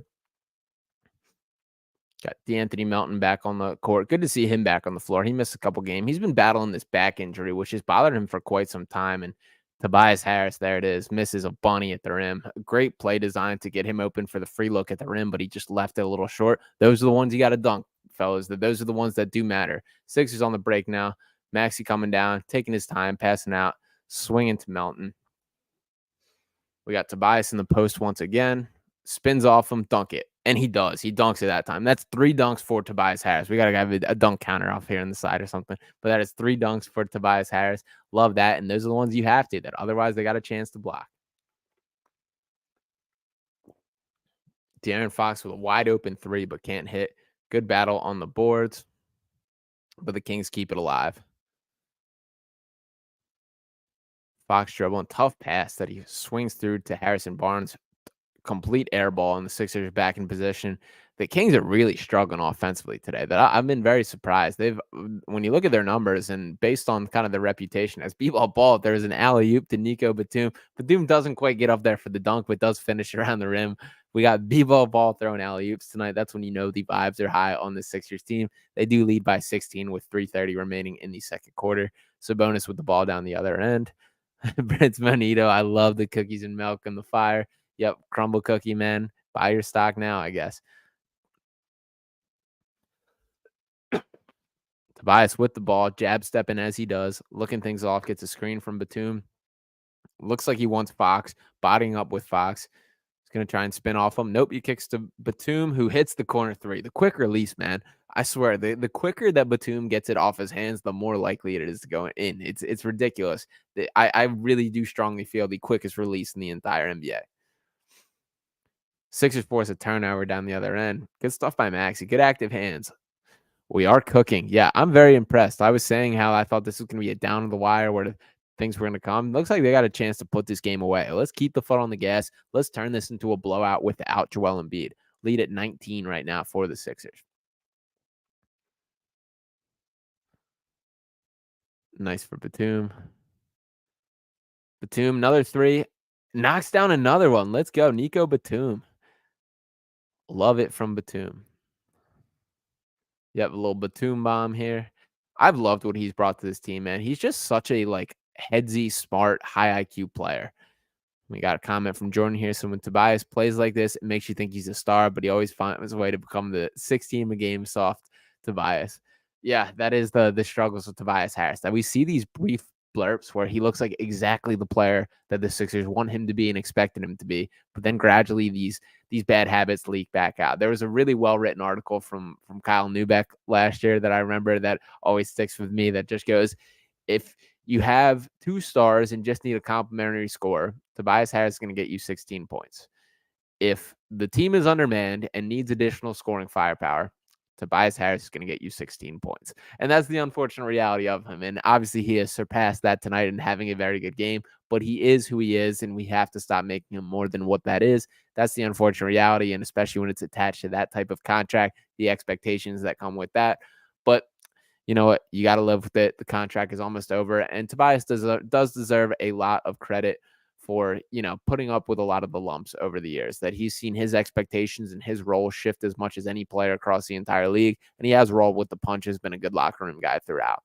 As Tobias posts up, kicks out to DeAnthony Melton, spreads to the corner. Melton trying to take off the dribble with a step back three, tough shot off the front of the rim. Can't hit. Kings driving down the other end. And stolen by B-Ball Paul. Well done. Well, very active. Maxey taking his time up the floor the next direction, getting a screen from Paul. Paul rolls. Maxey taking it himself, attacks with the body and finished. Really tough finish from Maxey. He should have got a foul on that one too. That should have added to the and one count on that one, but did not get it. Harrison Barnes with the ball down the other end. Good defense by Batum. Wow, they called a foul on him. That is disappointing. What up, Chantel? We got Sean. Man, hella impressed, not going to lie. I appreciate you, Jordan. And then, yeah, hella impressed with the Sixers team as well as Maxey. That was a ridiculous finish by him. He really attacked the body, went right at the chest, went up with the left, held onto it, and finished with the right. Wow, a little Michael Jordan switching hands action for Tyrese Maxey in the air. We got Tobias Harris is an above average role player to me. That is not a bad thing, though. That is not a bad thing, though, but it is when you're making $40 million. So there was a point in time during this era of Sixers ball, which Tobias Harris was being paid more than Joel Embiid. That is when there's an issue. And as much as I don't like to pocket watch and worry about what people are making, especially in the NBA. And yeah, it probably is no foul that he did stay pretty straight up, but I do love the aggressiveness from Tyrese Maxey. But I don't like to pocket watch and worry too much about these guys, but it does come with the expectations that when you're filling out a team, that amount of money should equate to a certain amount of production. Have been underwhelmed from the Tobias perspective. As Maxey knocks down a step back three, so clean when he gets that step back off the snatch, as clean as was the case on that one. Nothing but net as De'Aaron Fox comes right down and answers with a three on his own to take back the 2-for-1 opportunity. So 32.8 on the clock. Good shot by both these Kentucky guards. See what the Sixers got cooking on this possession. Maxey with the ball once again. Looks like he wants a screen. He's going to get one from DeAnthony Melton, who has a ghost screen, slips right out of there to Batum, to B-ball Paul for the dunk. Great offense by the Sixers. Maxey caught the double at half court, was able to pick them apart, and kind of punish them for it. So now 10 seconds winding down. De'Aaron Fox with the ball. Clutch time, De'Aaron Fox. Likely the ball is going to stay in his hand. He wants B-ball Paul. Gets the switch. We got 5 seconds remaining. Looking to take him off the dribble. They swing it to the corner. Kings for 3. And can't hit. So we will head into halftime with the Sixers with a 19-point lead, 65-46. Sixers with the lead. Love that. Let's dive into a couple comments here. MJ is a good player. Yeah, that's a good call. Where is Derek White to you at Glitch? Is this on the role player comment, I believe? Derek White, among the most elite role players, if you want to call him that at any point in time. It's you can make a strong argument that when you watch the Celtics some night that Derek White looks like their best player. Just the way that he does the little things, connects that offense. And Jason Tatum's obviously the star of the show, and Jaylen Brown very good as well. But Derek White is so instrumental and vital to that team. Let's jump in and take a look at the box score a little bit. As I mentioned, we got a 65-46 lead for the Sixers here. Here we go. And let me dive into a couple of these. We got Tobias Harris with 23 points. We got 3 rebounds, 2 assists, 2 steals, 8 for 12 from the field, only 1 of 1 from 3. This is another critique of Tobias for me is I need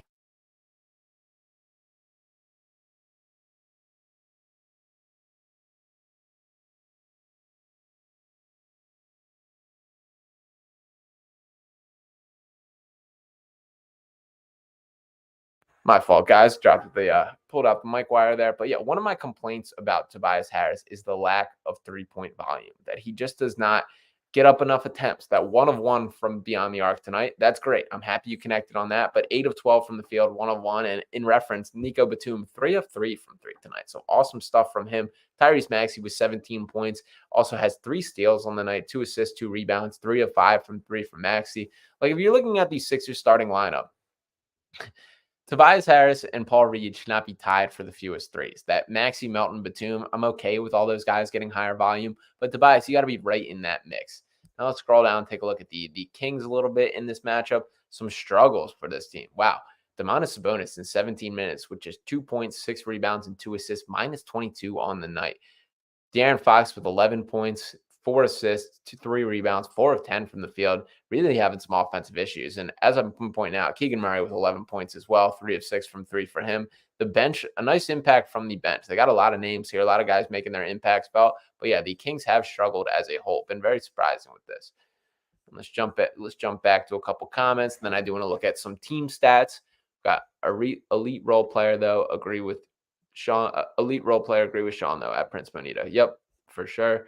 And I do love Derek White. Derek White has more all-star votes than Drew Holiday. Yeah, pretty wild that is the case. And obviously fan voting is only 50% of the all-star selection. So curious to see how that fully plays out. I don't think Drew Holiday has played his best basketball overall this year, although he's been playing much better of late. And Derek White certainly has. That he does do all the little things that team needs.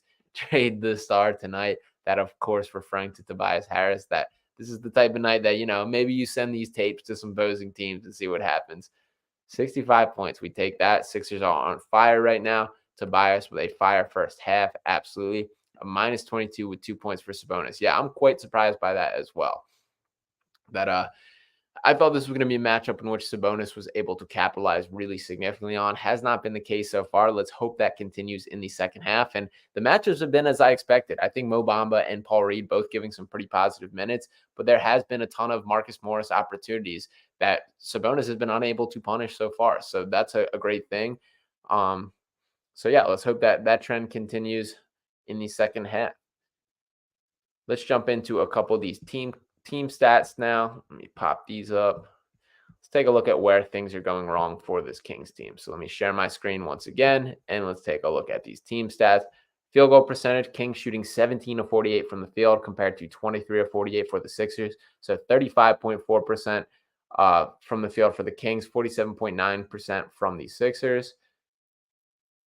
And then when you look at beyond the three-point arc, Kings getting significantly more attempts, shooting 7 of 27, but just 25.9% of their three-point looks going in. Sixers at 50% on 8 of 16. I will say another point that I want to jump on now is these Sixers need more volume from three as a whole. I know I talked about it with Tobias specifically, but they're 23rd in the league in 3-point attempts per game right now. That is just not good enough. That we need, I don't want to say if it's a Paul Reed or if we need a, Buddy Hield is who I was thinking of, or a gunner like that. But I would like some sort of volume 3-point shooter to add to this team. Bogdanovich, Bojan Bogdanovich, a name like that, I think can make a huge impact because there's too often that guys are just passing up these 3-point looks. I don't want to see Tobias Harris pump fake his way out of 3-pointers anymore. And the Sixers team does need to get more volume. Like obviously that you can tell, that the Sixers shooting a better percentage at 50% compared to the 25.9%.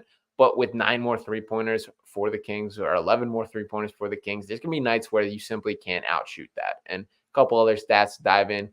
Kings are out rebounding the Sixers 24-22. Nothing too concerning there, although 11 offensive rebounds is a lot for Sacramento. Sixers with 8 steals on the nights. That's good stuff. And 6 blocks, only 4 turnovers compared to the Kings 10. Great stuff there as well. So yeah, some good stuff going on from the Sixers as a whole.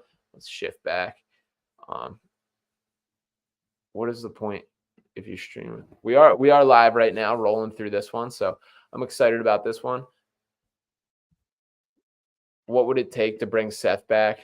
That's a great point. That's a great call by Prince Mudia. Seth Curry, by the way, the all-time leading scorer in Sixers 3-point percentage, has not played too significant of a role with the Dallas Mavericks. That he's kind of out of the rotation a lot of games. I believe he did play a little bit yesterday with no Luka Doncic there, but Seth has not been a significant part of their team, and curious what that would take to move the meter. Maybe who knows what that could look like. That's something I'm going to put some thought in and maybe tweet around with a little bit after that. But I think that's a great name, Prince, that Seth Curry could be a potential fit. And that would add another layer to this offense as well.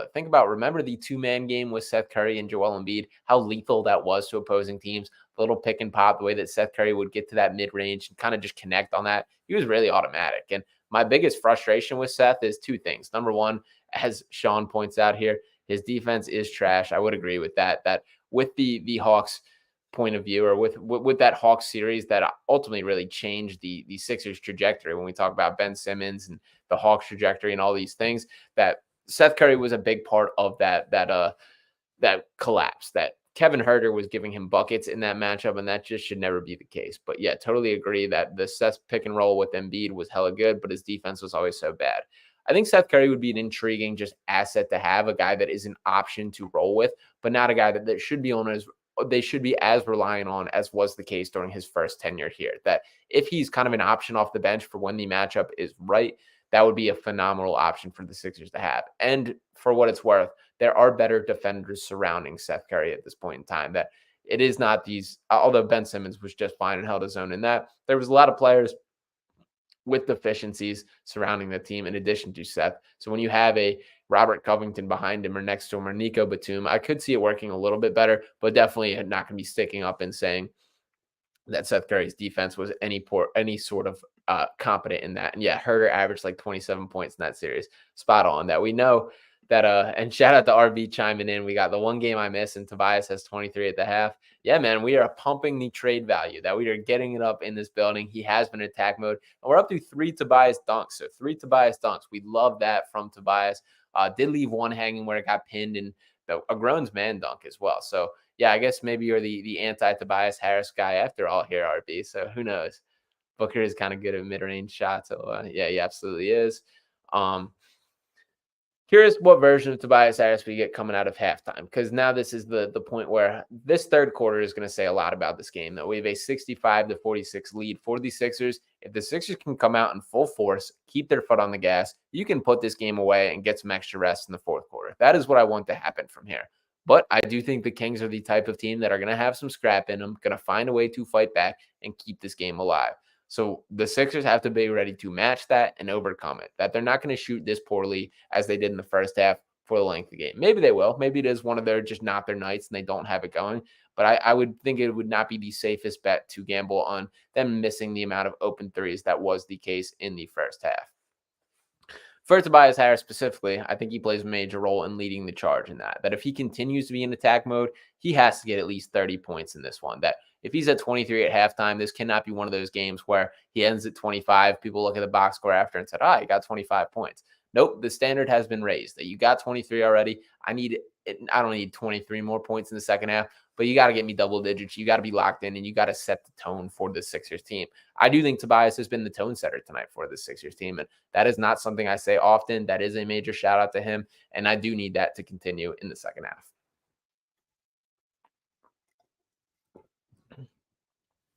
I am curious as we dive into things in the second half. Um, let's see what the big man rotation is looking like coming out of this one. And said we got a comment from Jordan. Toby really is on right now as I look at these stats. Yeah, absolutely. Like really efficient, really good numbers, and from the floor overall, 8 of 12. Got to be in attack mode coming out. That's my biggest fear. Is I don't want to see just passive Tobias show face in the second half. That this is the frustration, the ebbs and flows, the ups and downs, the roller coaster ride that is the Tobias Harris experience. That we see the good moments, and that first half was among the best moments of the season for Tobias. That was up there on some of the best minutes that he has given the Sixers team.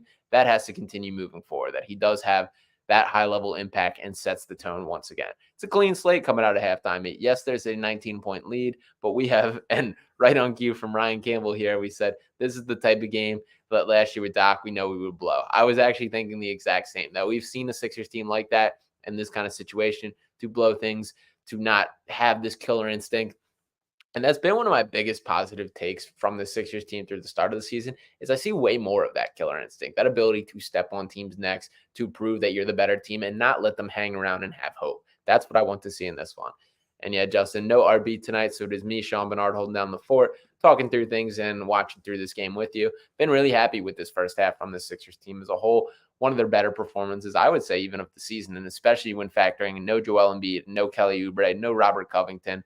And then I'm going to jump on this comment from Jordan here. Love this as well. Nurse in the beginning of the year showing us that he wants to close game out was so relieving. Absolutely. And I do think Nick Nurse set the tone this week with this team, talking about wanting to get back to a training camp-like atmosphere at practice. He believes his accomplishment. And you know what? If they're showing this kind of fight, I believe them. That I wasn't, I guess, overly excited about that Hawks game. It's tough. The Hawks played well, and the Sixers, frankly, should have won that game, that they did put themselves in a position to.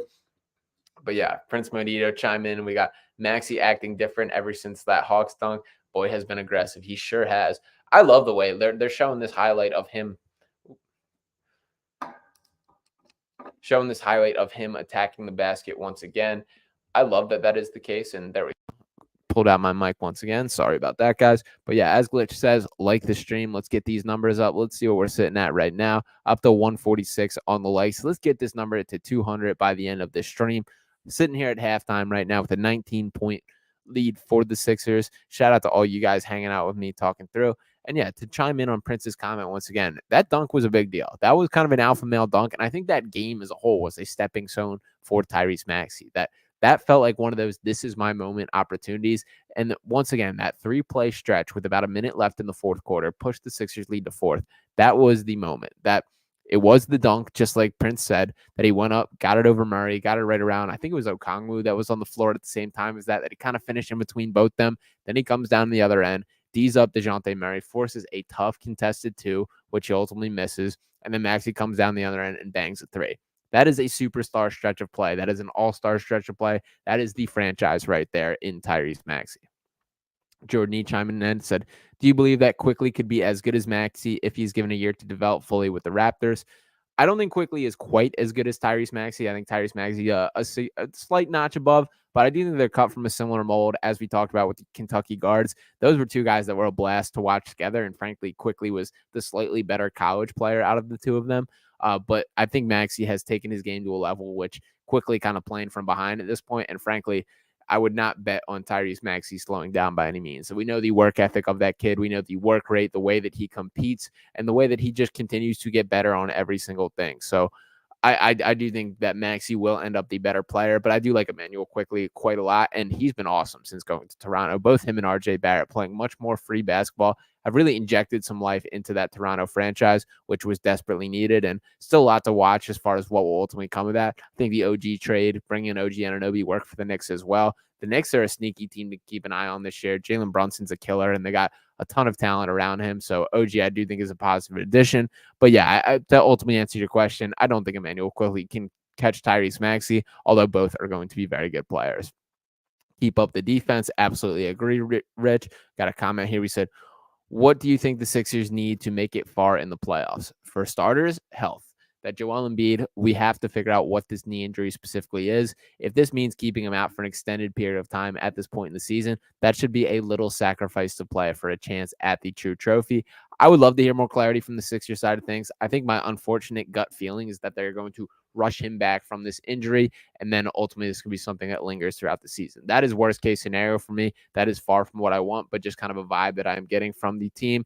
But I do think that this team can make it far. I still think they need one more piece, a DeJounte Murray type of piece, where at least like another guy to add to this rotation to help stagger minutes, spread out offense, all those things. So I think they're one trade piece away from truly being a deep contending team. I think they're a slight notch between the Bucks and the Celtics in the Eastern Conference for the best team, but I still think they're locked in as the third best team in the Eastern Conference. So still pretty optimistic about the Sixers team as a whole. And the biggest thing that gives me motivation is, number one, Joel Embiid on another level here. That, as was pointed out by Sean here, that Nick Nurse got Joel Embiid playing better than last year. Pretty insane to average more points, rebounds, assists, steals, and blocks in fewer minutes per game after winning MVP the season before. But that is what Joel Embiid is doing. As basketball is kicking off in the second half here, they immediately start with a Sabonis post touch who knocks in a little hook shot floater. I think the Kings are going to make it a point to get Sabonis going early in this one. I've been surprised about his lack of activity. So got a lot of boys in New York that are loving OG, and I agree as well. Don't think he will catch Maxey, but happy to see him out of New York getting a more dominant role than the sixth. Yeah, his ceiling in New York, quickly ceiling in New York, was always a little bit lower because of Jalen Brunson in front of him. That the two of them sharing the position, play kind of similar stylistically. So, wow. Kings are punching right out of the opening gate as Keegan Murray finishes on a lob. And this is where the Sixers have to, tighten up and prove that you're ready to go for the jugular here, that you want to finish this game in the third quarter. They can't be messing around as they start on back-to-back possessions with buckets for the Kings. Sixers back with the ball. Tyrese Maxey thinking three, attacking the rim now. Little floater, can't hit. And that's not a good sign when the Tyrese Maxey floater isn't going. But they do get the offensive rebound for Maxey for three. Can't hit that one either. And Kings look like they're ready to come out with a punch here. Sabonis taking it up the court himself as they kick, and De'Aaron Fox blocked by Paul Reed. Good stuff by Paul. Just to get to another couple comments here from, we got ESPN made it sound like he ain't coming back no time soon. Hope padding his stats was worth it. It's very weird, the situation that it depends who you ask. If you ask Nick Nurse pregame, that he said he's still day-to-day, they're hoping for him back next game. The Ramona Shelburne kind of report leaks saying that this is potentially a 4 to 6 week injury is very concerning to me, especially because Shelburne has pretty good track record for being on top of the Joel Embiid stuff. But he has been the best basketball player in the world every time he's been on the floor this season. He has been dominating both the good and bad teams so far this year, and I've been really impressed. So hopefully he's healthy, and hopefully he's saving the rest of that ball for the postseason as well. Yeah, no RB tonight, but it is your boy Sean holding things down. Sean Bernard here on the mic. You guys can check me out on Sixers Digest on YouTube, on Pick Swap Media, as well as on Fox Sports The Gambler. I'm the Sixers and NBA insider for Fox Sports in Philadelphia. So we'll be on the air 11 to 1 tomorrow on 102.5 or over on YouTube or the social medias. And wow, Keegan Murray misses a dunk. I think they're going to call it a goaltend there. Yeah, they are giving him the bucket, but good defense from Nico Batum overall. Not love the fight back from Jordan here. Not sure how he padded stats. Played only the third quarter all of December. Yeah, very impressive how surgical Embiid was with all those things too. The get in, get out, make a ton of, just get the job done and get out of there. It's been pretty cool. That's been a new thing in his game as well. As D'Anthony Melton knocks home a three, big shot for Melton there. Yeah, and great comment here. If he doesn't come back against the Nuggets on Monday, I'll assume it's a worse injury. That's definitely one that I think it's obviously a national game, one that everyone will have their eyes on the second leg of a back-to-back. That is one that I think everybody is going to have their eyes on. And, of course, the MVP conversation with the 65 games. I don't think that they're going to force things back. I'm going to pull up the score for you guys here. Sixers leading 71-50 at this point in time. Got ESPN a little bit ahead of my TV in front of me, but here you guys go.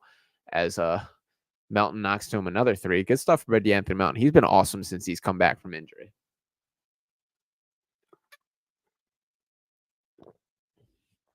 I do think D'Anthony Melton is a guy that gets a little underrated in the conversation of how good he is on the Sixers team, that he's a perfect fit next to Tyrese Maxey, has turned himself into a really good shooter, pretty high level defender. Paul Reed getting called for a foul. They're giving him an and one. Paul Reed really keeping his hands up in protest. And to my brief eye, it did look like Paul Reed kept those arms straight up. We're gonna get a replay here where I'll have my full judgment. Yeah, he looks pretty vertical to me. Did he bring him down? Yeah, that's a tough call on Paul. He did bring down that right arm slightly, and he missed the free throw. Ball don't lie. B-ball Paul with the rebound. And does this hurt Embiid's case for MVP? Unfortunately, yes. That the new NBA rules, them having to play 65 games, that he ends with less than 65, he will not qualify to be eligible for the award. That's tough. Right now, I believe that's down to he can miss 8 more games for the rest of the season. If we're being all being honest with ourselves, I don't think he gets that after the extended period of time. Now, I will say that he's still in the ballpark of it, that he's past the 65 game mark the past 2 seasons and has missed similar amount of time to start the season. And his Nico Batum hits a big three. Great pass by Paul Reed, passing out of kind of went off the pick and roll, went down and kicked it out. So good to see. Great decision by Paul and good shot by Nico Batum, who's now 4 for 4 from 3 on the night. Good stuff by Batum. He truly has been awesome. Just a great addition to this team. Such a smart, such effective, and such a quick decision maker on the floor. Just got the ball and ripped it. Do you think Melton would be in the package if we were to get Caruso in the Bulls trade? I think likely. I think that Caruso and Melton have a lot of similarities as players, and I do think that Caruso is the better player out of Melton and Caruso. Yeah, I think probably, but that all depends on the finances. And some of the frustrating parts of this is when you talk about making NBA trades is the financial aspect comes into play more so than anything. And Melton's also a guy on an expiring deal, as is Tobias. But if it comes down to that for the Sixers, I would definitely include Melton in the deal. I do think that Caruso is an upgrade, although Melton is the better shooter, and I would absolutely be open to keeping both if it is a possibility. But I think pretty likely he would be in that deal if it did come together. Said Melton misses Memphis. He hasn't been the same since they shipped him. I think he's been pretty good on this team. I've been pretty happy with Melton overall. Honestly, he's been better than I expected, and I don't understand why Memphis even got rid of him, to be honest. I get that they have a lot of guards there and a lot of young talent, and one in David Roddy, who's a pretty key rotation player. That's ultimately what the trade came down to on draft day, but very happy that he is in a Philadelphia uniform. And Prince Monito chiming in said, Sacramento having a tough night. We need to capitalize on it. We need a W. Yeah, I do like the way this half started, that it looked like Sacramento came out with a punch, brought the heat early on in this one, and the Sixers kind of responding things. So I'm happy to see this kind of punch back from the Sixers, not rolling over after Sacramento had a pretty strong start to this one. Now that we are back in business, now Sixers having outscored Sacramento 9-6 so far in the third quarter. Melton's shooting has only been getting better from 3, though. Yeah, I totally agree, Joe, that I've been really impressed with his development as a shooter. That was not his reputation whatsoever coming out of college. That's something that he's worked at year in and year out, and it is something that he's really developed, gotten better, and turned into a legitimate, like, high-level NBA shooter. That this isn't a just decent guy, catch and shoot dude. Like, he hits some tough shots off the dribble, all these things. And Joe chiming in as well. I totally agree. Alex from 3 ain't as good and can't say he's going to improve or not. Yeah, that is one of the weaknesses of Alex Caruso that I don't see talked about enough. And for me, it's less about kind of the percentage. He's knocked down some big shots and shoots it at an acceptable percentage, but he's pretty unwilling from 3. Like, Melton is a guy that lets it fly. You see him shoot contested. He gets some catch and shoot looks, and they're the right shots within the offense. This is not him forcing it, but there's times where you just got to shoot a little contested. That's not Caruso's deal. That he's a little bit unwilling from 3, doesn't force shots or take them when sometimes he should. So yeah, I would say that Alex Caruso, his willingness from 3 is probably more of my concern. Showing DJ Ghost on the sticks at the Sixers game. Shout out DJ Ghost, very cool dude. Met him a couple times, and he's really spinning it. Whatever he's doing, looks like they're showing some highlights from earlier, and he's getting in his bag for sure on that DJ mix. Nick Nurse has made it a real point to put a focus on like music and up tempo. That's been a real point that he's brought to this organization. I like that. I think that's very cool. I saw him stringing the keyboards and plucking the keys with Mount Joy the other day. Cool for Nick Nurse as DJ Ghost hyping up the arena here. Caruso is Paul Reed from 3, LOL. I wouldn't go that far, but understand your point. And Jordan checking back in, he said, I didn't mean his play. I meant his attitude and vibe. He just doesn't seem like a smiling, happy Melton, always serious as hell. That's fair. I understand your point there, and thank you for clarifying. Yeah, I think part of that is a little bit of a balance to Tyrese Maxey, that there's few guys that are as happy as Tyrese Maxey when you see like the smile that he runs well with, although he's shown a little bit more killer instinct than I think that we typically have seen from him. Maxey's been a little bit more serious this year, I would say, but I think some of that is Melton kind of counterbalancing Maxey. But I would agree that it always feels like I don't know, he's about to just like sigh and just ready to be through it, Melton. I would agree with that. There isn't as much joy in his game as there might have once been. So interesting comment there. That's a way that I haven't really looked at it, but I do agree with your overall message there, Jordan. And Paul Reed called for a foul on Sabonis. It looks like Sabonis finished the bucket too, so an and one. Sabonis getting a little hot out of the half here. Let's take a look at his stats. See what he's, as we mentioned, just 2 points coming out of halftime, and he's up to 6 here. 6.7 rebounds and 4 assists. Triple double watch for Domantas Sabonis. He is a guy that is capable. It might be Domas Sabonis. It might not be Domantas, but I think it's Domantas. Domantas Sabonis, 6 points, 7 rebounds, 4 assists. Keegan Murray now leading the way in scoring with 15 points for Sacramento there. Sixers still holding a 74-54 lead. Looks like they're reviewing this. Nick Nurse might have thrown the challenge flag on this one. Batum up to 14 points on the night, by the way. Oh, it's a shot clock. Yep. And does not look like Sabonis got that shot off. So great. Well done by, I don't know if this is a referee's review or if this is a Nick Nurse challenge, but this does look like these 2 points are going to be coming off the board. Does not look like Sabonis got that one off. And Kings hands should be starting to hover over the panic button. They do have to get moving here. Okay, so they're gonna call the foul on Paul Reed before the shot clock went off, but the basket does count. Wow, so maybe I'm completely off. I did not think he got that one off in time, but it looks like they are counting it. Melton fouled Sabonis. I appreciate that moneymaker. That or money matter. That makes more sense. So it was not on Paul. And the one free throw does count for Sabonis. So 74-55. We got a 19-point game. Nico Batum taking the ball up the floor with 8 minutes left to play. Interesting little play design. Did not work. What just went wrong there? It looks like they were trying to set a pin down for Maxey to come off a Paul Reed screen. He did not create any sort of separation with that. So I don't know what the deal is with that. I don't know if that was a Paul Reed mistake or what the deal was, but I like the play design initially. It was not executed very well as well. Kind of wild. Nurse said he wasn't happy with the defensive effort last game without Embiid, and tonight looks like he was right. Yeah, it's been a much better defensive effort for the Sixers team. I think that's been the difference tonight, to be honest, that they're really giving Sacramento some issues as Melton launches a long-range three, can't quite hit, but Batum with the rebound, kicks out to Tobias, who knocks it down. Tobias picking up where he left off, big-time three for the money man, Mr. Crumble Cookie himself. And loving this comment right here from Mind Body Therapeutics Manual Therapy, saying Mikal Bridges to the Sixers, let's right the wrongs of the past. Boy, I would empty the tank for Mikal Bridges if that was any sort of option for the Sixers. Curious what's going on out there in Brooklyn because the Nets have not played good basketball this year. Been one of the more underwhelming teams across the entire NBA. Curious if they're considering really blowing things up and getting rid of Bridges if he's not a key part of their long-term future. If that is any bit of the case, the Sixers should be the first one on the phone trying to make that happen.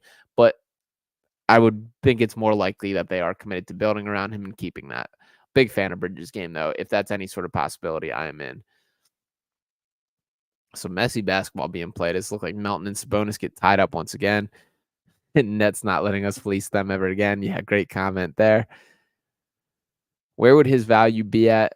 It would surely be lower than Laurie's, but I don't know. Yeah, I would agree with that glitch that I think Laurie's is a little bit higher than Bridges at this point. Laurie's a budding superstar, man. I don't think the Jazz are going to move on from him, nor do I think they should. I still think Bridges is probably a 3 first-round pick kind of guy, potentially even a little more. The market is so hard to tell. Like when you look at, it's interesting how one trade always sets the market for another in the NBA. And when you think about like that Rudy Gobert trade, which was 5 first-round picks for Rudy Gobert, felt like nobody would ever be traded again. Then you look at a trade like the OG Anunoby for the RJ Barrett and Emmanuel Quickly trade, and then we kind of see a little bit of things coming back to normal. I think that it also is very dependent as Tobias just whips the ball completely out of bounds in one of the more confusing turnovers I've ever seen. I don't know who he meant to throw that ball to, but it looks like that hit that lady right in the front row. She looks quite caught off guard by it. Get a second look at this. I don't know where Tobias meant for that to go. I guess Paul Reed, but terrible throw by Tobias here. But and another thing that I think is always important to note is teams' values are different depending on themselves and what they're looking for. For the Nets specifically, I would expect they're more in the market for draft picks, so they're looking to build up that stockpile of assets and build for the future. But then you think about a team like Toronto, they did not have any interest in draft picks. That they wanted a win now type player, a young piece like Emmanuel quickly. So for the Nets, I'm curious what their mindset is. I would guess they're more in the business of draft picks, and I would absolutely throw 3 first-round picks and whatever else it takes to get Mikal Bridges to happen. Tyrese Maxey excluded, of course. But yeah, would love to see some more, I guess, reporting on that and the insides of where the net standpoint is. And that trade was something before the season. What are we talking about here? Oh, how about the Celtics trade? That being the Drew Holiday trade, I assume that you're talking about with that one, or I believe Reed was supposed to grab that. I think, haha. Yeah, that was not even close. Did someone just get in the face? Yeah, it looked like a lady in the front row took one from a Tobias Harris screamer right there. And yeah, that Celtics, the Celtics and Bucks are interesting. Both these teams clearly making all-in pushes. The Bucks going out there and getting Dame Lillard. Drew Holiday eventually finding his way to Boston. Drew Holiday, I do think, is a really nice missing piece for that team. And then for Milwaukee, I've been pretty underwhelmed by Dame Lillard thus far. Not from him as a player specifically. I know that they talk about he's got a lot going on with the moving and family stuff, divorce, all those stuff. So some personal things get in the way. But I don't think he's been as clean a fit in that offense as I expected to be the case from the opening tip. And he's also been just really struggling with he's always been a bad defender, but he was hidden a little more in Portland, which I expected this to be the opposite. That wow, and Sabonis slams one home. Looks like they give an and one. I'm seeing a great deal of frustration from these Sixers, which is kind of surprising considering they're up 20. But like, there's some immediate reaction after these calls. Looks like some frustration with the referee, and they're showing a replay on the Tyrese Maxey. Nice little floater there, and they called that foul on Maxey as well. Let's see, what's his foul count looking at? Why is he so complainy? No, not a foul issue, or he's not in foul trouble. So a little strange there. Tobias got to start giving up the ball now. He's getting a little carried away. You know, that's the give and take with Tobias is you got to take the good with the bad a little bit. But you know what? Tonight he's given us a lot more good to work with, so I'm not going to complain too heavy. Pat Bev flips the ball over to Maxey, attacks Sabonis. Another tough lane, but can't quite get this one to go. Good verticality by Sabonis. I don't think that one was a foul. Kings moving down the floor. Lays it off. Sabonis with the screen. I believe this is Malik Monk with the ball. Spins it and picked off by B-Ball Paul. Pat Bev, little spin move. Well done by Pat Bev to get the ball past half court there. Now settling things down. Oh no, B-Ball Paul attacking the rim. What in the world was that? It was a really obnoxious missed free throw or missed layup was what that was. But it ends in a Marcus Morris 3-pointer, but he stepped out of bounds, so it's going to be a turnover. Morris pretty frustrated by that one. Pretty wild stretch of basketball. And yeah, Prince Modito, no Jaden Springer on the floor just yet. And Jordan checking back in said, I'd agree with you about Dame. I expected more, but with the family issue, I didn't know.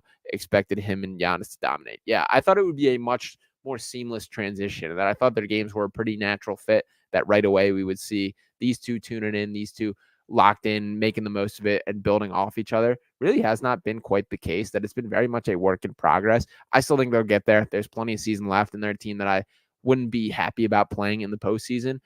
But obviously you can't be scared of anybody, and I still think that they're a ways away from wow. And B-Ball Paul called for another foul. I thought he was straight up and vertical. Tough to play defense today's NBA, man. And looks like Sixers are getting more and more frustrated with the refereeing in this one. Let's see a replay on this Paul Reed one here. He did turn his hips a little bit, but that's a tough call. I think that is a foul, unfortunately, for B-Ball. He kind of went at him a little, didn't just go vertical. He said, yo, B-Ball is funny. He is entertaining, man, and he's still keeping his hands up over there at the free throw as free throws are being shot. He is hilarious, man. I do love me some B-Ball Paul. And LaMelo Ball back on the floor tonight for the Charlotte Hornets. Good to see that. I love watching him play, not going to lie. Yeah, and there is value in that like, he's just entertaining, man. He's one of one, B-Ball Paul. He is something. Marcus Morris with the ball at the top of the key now. Got Malik Monk on him. Looks like he wants to take advantage of the size and can't. Fades away, but can't quite hit the jumper. Batum chases down the offensive rebound. Maxey getting doubled near half court. Spins it to Batum, who swings it one more to Marcus Morris. Takes it off the dribble. Flicks to Paul Reed. And he's fouled. He's fouled. Can't quite get the lay-in. I thought he had an and one there. I was ready to get excited. That's LeBron, B-ball, Paul, James. Sometimes he thinks he is. That sometimes B-ball Paul gets a little confused with what he should and should not be doing. And I will say that's one of the bigger differences under Nick Nurse. That as much as we all complained about Doc Rivers and not playing Paul Reed and all these things, there was an area of when Paul Reed got on the floor under Doc Rivers, he was so scared to get ripped off and put on the bench that he was so careful of the things that he did, so content just playing within a little box and doing the basic basketball skills that now under Nick Nurse, he's got a little more freedom. And boy, is he running with it. That he has nights where he does far too much compared to what he should be doing. And while I like that he's expanding his game and growing, that sometimes you got to put it in that box a little bit, B-ball. So that is something I would like to see him working on. Glitch, I like the comment here. Pacers and Knicks have been climbing the standings. Yeah, we got the injury to Tyrese Halliburton. Unfortunate there for the Pacers, but they are playing like a machine. That offense is so fun to watch. Got our boy TJ McConnell still running the show in the meantime without Halliburton there. And then the Knicks are a scary team. They're a super high floor team is the way that I keep putting it, that there's no super glaring weakness on that team, that they've got, they pretty much check every single box. The biggest weakness is probably Julius Randle not quite being that 1A guy that I think he was sold to be or expected to be on that roster. But yeah, the Knicks are scary. They're deep. And Jalen Brunson is the real deal, man. That is a guy that will rip your heart out and hit some cold-blooded shots. Coaches have been quite outspoken referring to the officiating this season. Yeah, that rant by the Raptors coach, Darko, I forget how to say his last name, Rajakovic, I believe it is. That was pretty awesome. That whole rant talking about that, the free throw disparity against the Lakers, and I think he was spot on about a lot of it. So it was cool to see him lay it out, and he is far from the only one. Another referee comment said, "It's unbelievable how much refs hate us." Shout out to MC Philly for tuning in. It's unbelievable how much refs hate us. That was great defense by Paul. If that's the Celtics, it's not a call. They would consider that defense. And yes, to be honest, I do think that was good defense by Paul overall. Did turn his hips slightly, so I guess that's what they're going to get him for. But that's really nitpicking and really unfortunate for Paul. We got Prince checking back in, said, "Need the Pacers to tire someone out in the postseason for us." Totally agree. I would love a Bucks Pacers first round series. We know all the beef there with the Giannis, the 64 points, the ball, the in season tournament, all the backstory, a little bit of a budding rivalry there. So I would love if there's a Pacers Bucks first round series and maybe Sixers Bucks in the second. That as much as Dame and Giannis are scary, I don't think that they are unbeatable. I think that team does have flaws. Defensively, they have really underwhelmed me this year. So wow, and a behind the back pass by Pat Bev to Mo Bamba, who finishes through traffic. Little pizzazz on that one from Pat Bev. He's going to be talking about that one on the podcast, no doubt about it. Love to see it. Oh, and Pat Bev slams to the floor down the other end now. Wow, and Pat Bev now grabs the rebound going down the other end. Wow, a lot of Pat Bev going on as he tries to drop it off to Mo Bamba, gets his pocket picked there. King's coming down the other end. Can't hit a three. Keegan Murray can't get the putback. A lot of madness going on in this game right now. Ultimately, is Sixers ball. We have 85-69 Sixers with 2:21 left in the third quarter. Let's see what we got. Good chance that happens too. This regarding the Pacers. Wow, and it's pretty special behind the back pass from Pat Bev there. But yeah, pretty good chance of the Pacers Bucks. Absolutely rooting for that to be the case.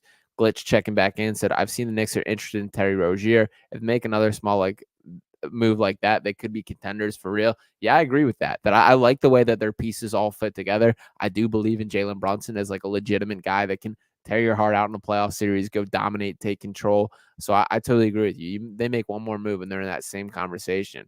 Another comment from Jordan here. We got the Lakers Raptors game officiating was terrible the entire fourth quarter. Highlights on YouTube consist of free throw, free throw, free throw.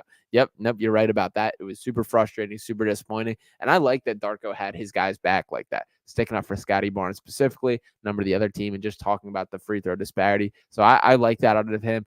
I've been pretty out on the Raptors as a whole, but I am kind of buying back in now that there is the trade for Emmanuel Quickly for RJ Barrett. Not the biggest RJ Barrett guy, but I do like Quickly quite a bit. And I do think he's injected some life into that Toronto franchise. That the vibes have been completely different since that deal and since that trade has gone on up there in Toronto. Off in commercial break right now, coming into the home stretch for the third quarter before the fourth tips off. Good job by the Sixers to respond, to not allow this game to become a game again. That they did punch back against the Pacers. The third quarter, the Kings have outscored them 23-20, but Sixers hanging right back in there, still leading by 16 in the game overall.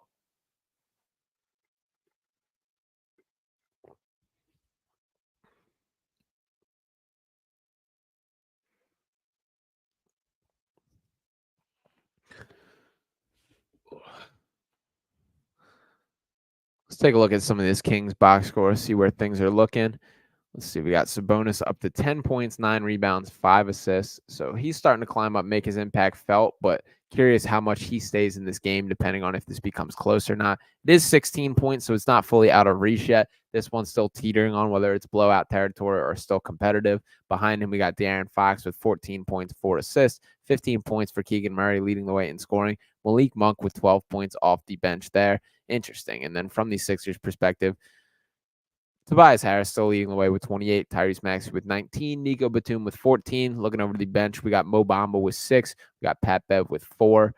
And yeah, so pretty solid game across there. And Tobias, 10 of 15 from the field. Really efficient stuff there. Love to see that. 2 for 3 from 3. Let's get more volume from 3. Let's keep it coming.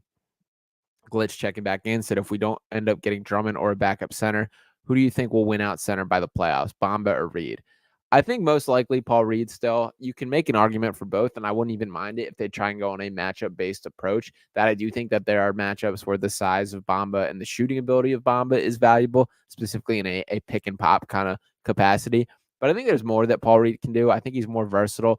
And one of the things that I've always spoken about when kind of the concept behind the Joel Embiid backup, we know who Joel Embiid is. He's one of the best players in the league. He is the best center in the league. He is a guy that raises the floor of his team around him in a way that very few players are capable of.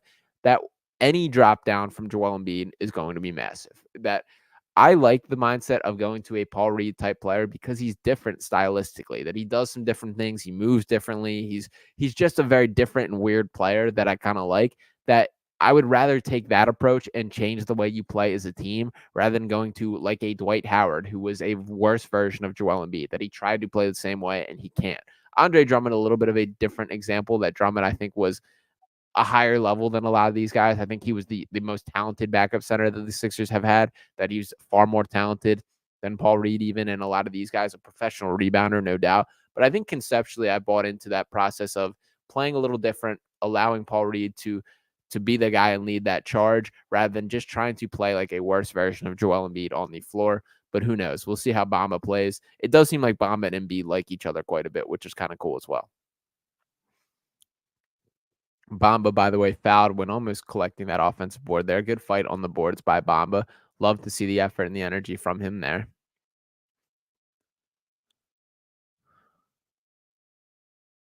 Daniel House with a 3 cannot hit. We got 151 left in the third quarter here. Kings coming down the other end. Keegan Murray with the ball. Little floater. Can't hit. Bumped out by Alex Len. Results in a Malik Monk 3, which cannot hit either. Kings really feels like lid is on the basket today. They are struggling. Yeah, great comment by here from Joe. Said Reed is way better at rebounding, even though he's smaller and hustles more. This is spot on. Way more than Mo Bamba. That it's very frustrating to me how much Mo Bamba struggles as a rebounder because, dude, you're 7 feet tall. You have a 7'10" wingspan. You have the longest arms in the entire building. That there's no reason why you're not at least a competent rebounder. But there's stretches where he just straight up struggles to get boards, and that hurts the Sixers team a ton. And Kings coming out with a little punch to close this quarter on an 11-4 run. We got a minute 17 remaining.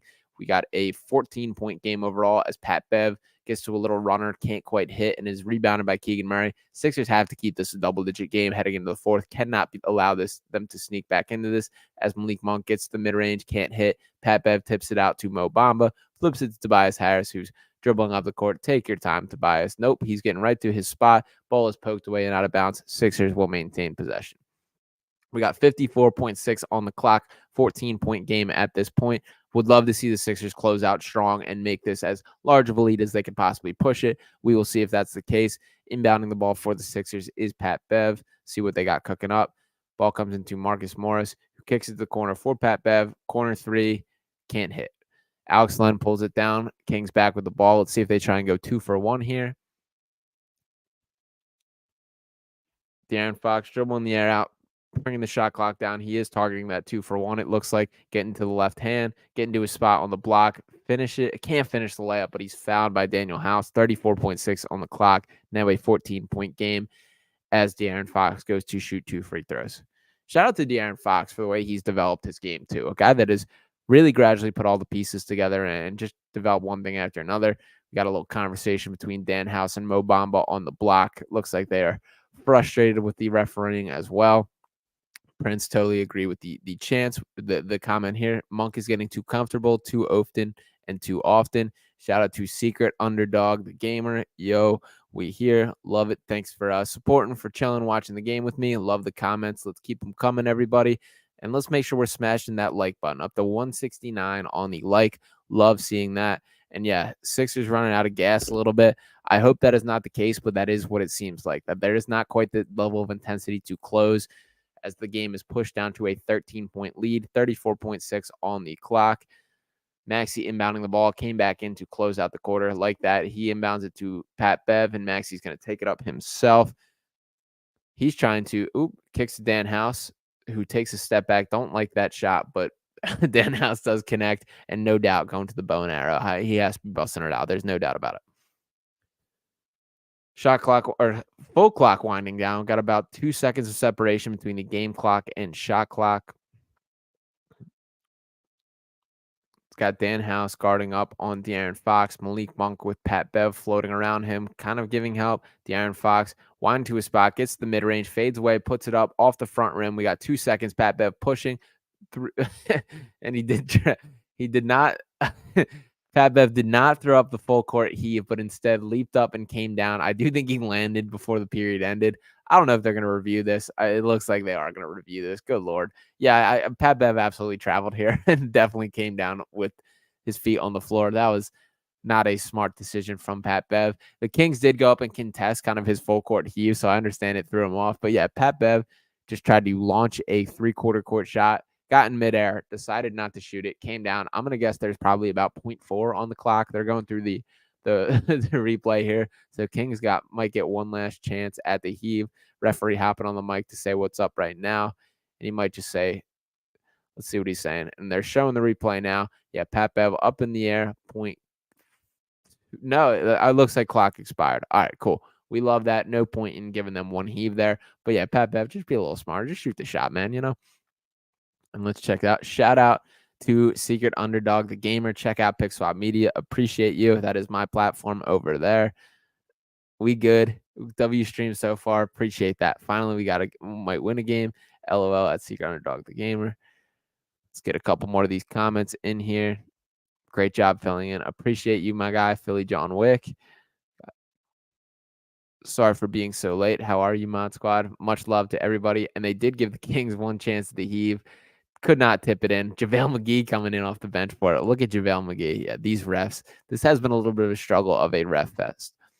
Feels like forever since we last won a game. It does. It has not been as bad as it seems, and appreciate all the love to everybody. But it has not been as bad as it seems with the Sixers, but it is nice to see them just get back in the win column, assuming they close this one out. That the Kings showed a little bit of buzz, a little bit of sign of life in that third quarter. Sixers did their best to extinguish that, and ultimately I was okay with that. It's going to take a strong start from the Kings for this to become a game.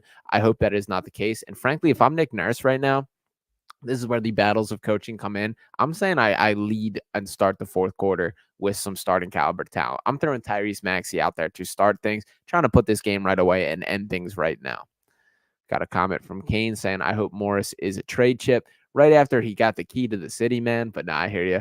Only a 3-game loss streak, but facts at Secret Underdog. And yeah, the Marcus Morris is an interesting one. I was really low on Marcus Morris when the trade happened. I just thought he was cooked. I didn't think he had anything left in the tank. I will say he's been better than I expected, has hit some big shots for this team. He's a guy that's just a straight up professional scorer, but he provides pretty much nothing defensively. And these shots have certainly cooled down since when he first got here. And as evidence of this, let's take a look at tonight. Marcus Morris Sr. with 0 points on 0 of 5 shooting, got 4 rebounds as well. But yeah, a struggle tonight for Marcus Morris. We'll be entering the fourth quarter now. Sixers holding by 14. With the overreactions on Twitter, you would think we are on a 20-game losing streak. LOL. Yeah, that is the way Twitter goes. But you know what? I do love it. I do get in the mud on Twitter quite a bit myself and enjoy that. But yeah, people are always ready to jump off the bandwagon as soon as possible. I feel like Sixers won last game. OT didn't count. I wish that was the case. That was one that it felt like it should have been a Sixers win, man, that I was so excited about that game and pretty thrilled with how they played overall. So kind of frustrating. But overall, you know what? We take that. They roll with it, move on to the next one, and got to get the win in this one. Sixers find themselves in a really good spot. Just got to close out this game the right way exactly here. So returning from commercial break on the actual game, looks like we're about to tip off the fourth quarter pretty shortly. And yeah, the Trey flop, LOL. Yeah, it's so frustrating. The NBA, it's even been referred to as the Trey Young rule, but he's still getting that call. And there's really been some regression from the refereeing standpoint as far as rewarding players when they do these plays. That while people can nitpick and by the way, as a guy that is a Joel Embiid guy and has followed him for his whole career, been a fan of him and praise him, defend him, all these things. I understand I'm a little bit of a hypocrite for calling for foul baiting here. But with Trey Young specifically, it is a little more egregious to me. To me, when it is like the James Harden, the Trey Young style of jumping into guys or creating the contact, it's pretty frustrating to me. So I would like to see referees stop rewarding that. That I think if they stop making those calls, players are going to stop doing it. It's as simple as that. That the more you allow these calls, the more you allow this to continue. So yeah, shout out to Jess checking in. What's up, Sean? Yeah, let's like the stream, guys. Let's keep getting these numbers up. We're up to 173 on the likes for this stream. Let's see if we can get 200 by the end. How was your day, Sean? Pretty good day. Making it making it best part hanging with you guys. So good to chat it up, watch this game. I'll jump in. Jetty, hey, Sean, off topic. How do you feel about the Cat Williams and Kevin Hart situation? Won't say I have a ton to say on it. I've definitely seen some clips and stuff on Twitter. I have not dove top to bottom or fully into the story. I have been following the Stephen A. Smith and Jason Whitlock beef a little closer. But yeah, a lot of crazy stuff going on in the media and stuff. And it sounded like that Cat Williams stuff was just off the charts, that interview. So pretty wild overall. And shout out to Glitch for the plugs here. Here's Pick Swap Media and Sixers Digest. You guys can catch me on both those channels, talking Sixers all the time, as well as Fox Sports The Gambler as well. So appreciate you tossing these in. Got more comments. That's Trey go-to move when they need a bucket. No respect. Totally agree. And yep, that's why ref sucks. So yep, totally agree with you guys all around. Appreciate the love, Sean. Much love. And we're back in action for the fourth quarter here. Got a 16-point game, 11-13 remaining in the fourth. Starting lineup coming out here. We got Pat Bev, Tobias Harris, Mo Bamba, Daniel House, and Tyrese Maxey it is. So pretty solid lineup here. I like that. I would like to end this game. I think that should be the goal that the Sixers set is don't let the Kings have a chance. Let's be able to pull our starters with at least 4 minutes left in this game. That should be the goal. With 4 minutes left, I want Tyrese Maxey and the rest of these starters out of this game. That should be the goal of the Sixers here. Let's see if that comes together. Got Clayton Brown checking in, says Marcus Morris has been in a slump the past few games. He's been deferring a lot lately. Doesn't have any confidence in his shot right now. Yeah, I would agree with that as well. And that sucks because he was so red hot when he first got to Philadelphia. Those first couple games, it felt like every single shot he threw up was going in. Had that game, pretty much game winner against the Rockets. That was an impressive shot. Pat Bev with the tip out. Tobias struggling here, getting the ball back. We got 5 on the shot clock. Let's see Tobias getting the duffel, pull up 3, and knocks it down. Tobias Harris continuing with the impressive game. That is 30 points for Tobias on the night. Love to see that. Cheerleaders getting hyped for Tobias. Back-to-back 30 pieces for Tobias. Excellent point right here from Money Mar as Pat Bev steals the ball, heading down the court, wants Mo Bamba to follow him. Kicking it to Tyrese Maxey. He's thinking about the 3, attacks the rim, and kicks to Bamba himself now. Great pass by Maxey. Now Bamba tries to force it to the corner for Dan House, who ball is turned over on the Bamba pass. De'Aaron Fox down the other end. This is the Mo Bamba stuff. Like how, first off, you turn it over down one end. I have no clue how he did not block that shot on De'Aaron Fox. He literally had his hand like on the ball, and somehow De'Aaron Fox still just had a successful lay-in around it. It was not successful. He was fouled on the play, but bottom line, Mo Bamba, that's just got to be a block. You're 7 foot, man. Hope we see Embiid soon. Yep, totally agree. This is obviously a night and day different team with and without the MVP of the league. And while they're surviving, playing pretty well tonight, when we face these tougher matchups, specifically with ones like the Nuggets coming up soon, that you got to get the big fella back on the floor.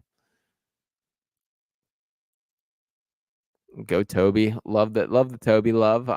This is his moment. I'll give him credit. And as I mentioned, as great as he was last game, I still have a couple bad plays down the stretch that are locked in my mind. I know I'm pretty critical of Toby overall, but I would like to see him close this game strong as they set Great play to try and create an open look for him, a little back screen to get him cutting to the basket. But Kings did a good job jumping off their guys and finishing. Maxey attacks the basket and is fouled. Absolutely was fouled on that one. I can't believe the Kings are complaining about it. But Maxey, about time he gets to the line. Is that Keon Ellis? I believe that is Keon Ellis on the Kings. He went to Alabama. Cool player. I like him quite a bit. But Maxey will head to the line for 2 free throws. Toby's been playing like he's getting traded the past few games. Love it. Yep, it is that time of year. And believe me, guys, the players hear the noise just as much as we all do. 4 offensive rebounds for Batum and 4 of 6 from deep. He found the fountain of youth coming here. Yeah, he is just an awesome connective piece on this team. He's the perfect player to play off Tyrese Maxey, play off Joel Embiid. That it's really impressive that the way that he just fits this team. Such a smart player, so high IQ, and honestly, he's really good physically too. Like, he's not a guy that there was some noise coming into the trade where this is his last season. He's retiring regardless. That would not be retirement due to him having to physically. He definitely has a couple years left in his body if he wants to take them. And from the Sixers perspective, I would love if he's around for the long haul. That if he want to toss like a 2-year deal or something after the season, would absolutely love that from the Sixers side of things. Kings travel down this end, so Sixers getting the ball back. Sitting at a 15-point lead. No, I'm sorry, 94-75. So lead back up to 19 now. So shout out to the Sixers pushing things back. He is a good pickup. Everyone loving Nico Batum. Love to see that. Speed Demon. Same here, bro. Cool. Melton for 3, cannot hit. Tobias with an offensive board and putback. This might be the Tobias Harris game, fellas. This might be the best game that we've seen from Tobias Harris this season. Let's close out strong, Toby. Let's make it happen. But up to 35 points now on 13 of 18 from the field. That's the Tobias Harris I love to see. This is the best version of Tobias Harris. I don't even need this much on a night-to-night basis, but just the quick decisions, the effectiveness. This is the guy. Maxey dribble around up top, catches the double, swings it to Tobias. Mo Bamba wanted the lob, but Tobias went for the jumper himself. Could not hit on that one. Let's see. De'Aaron Fox swings it. Mo Bamba out guarding on the perimeter. Now we got Sabonis with Tobias on him. He kicks it out. It looks like Keegan Murray, who airballs the 3.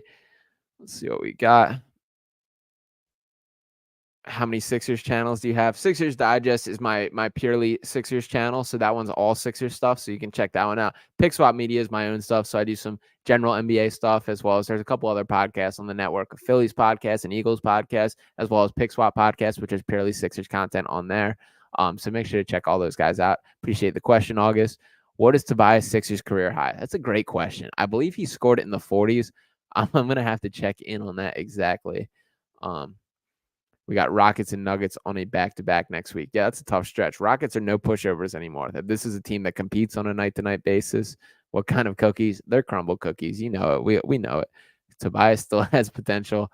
I love your optimism. I don't know if I would say that. I think he is who he is for sure. Man's over 30 at this point. I'm going to look up his career high. And Tobias Harris, 39 points, it looks like. Was this with the Sixers, though? No, that was with the Clippers. Clippers is his overall career high. 36 points is his Sixers career high. So a chance to snap that for Tobias. Let's make that happen. Let's be rooting for the Tobias Harris career high tonight. Tobias W's in the chat. Let's go with the over 35. Let's get it for Tobias. We need one more. We need 2 more points out of Tobias to set the career high. 39 is his career high. 36 is his Sixers career high. So curious. Let's break both. Why not? Let's go for 40, Tobias. We got 8 minutes to work with now. As he posts up at the free throw line, looks like he's getting doubled. Passes to Melton, who swings to Bamba, who managed to finish around the basket. Tough little finish there.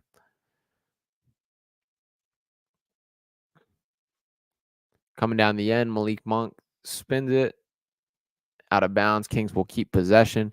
Toby, good comment from Eagle Ray. Toby playing this well makes it all the more frustrating that he can't do this more often. I totally agree. That is the Tobias Harris cycle, that we see the good stretch of Tobias Harris, that's the exact player the Sixers team needs. And then over time, just the bad habits creep back in, and it gets frustrating. It really does. But swinging it, the Kings with the ball, and a wild shot by Malik Monk, but he ultimately is fouled by Tyrese Maxey. Another one of those fouls that they're calling for the hand straight up.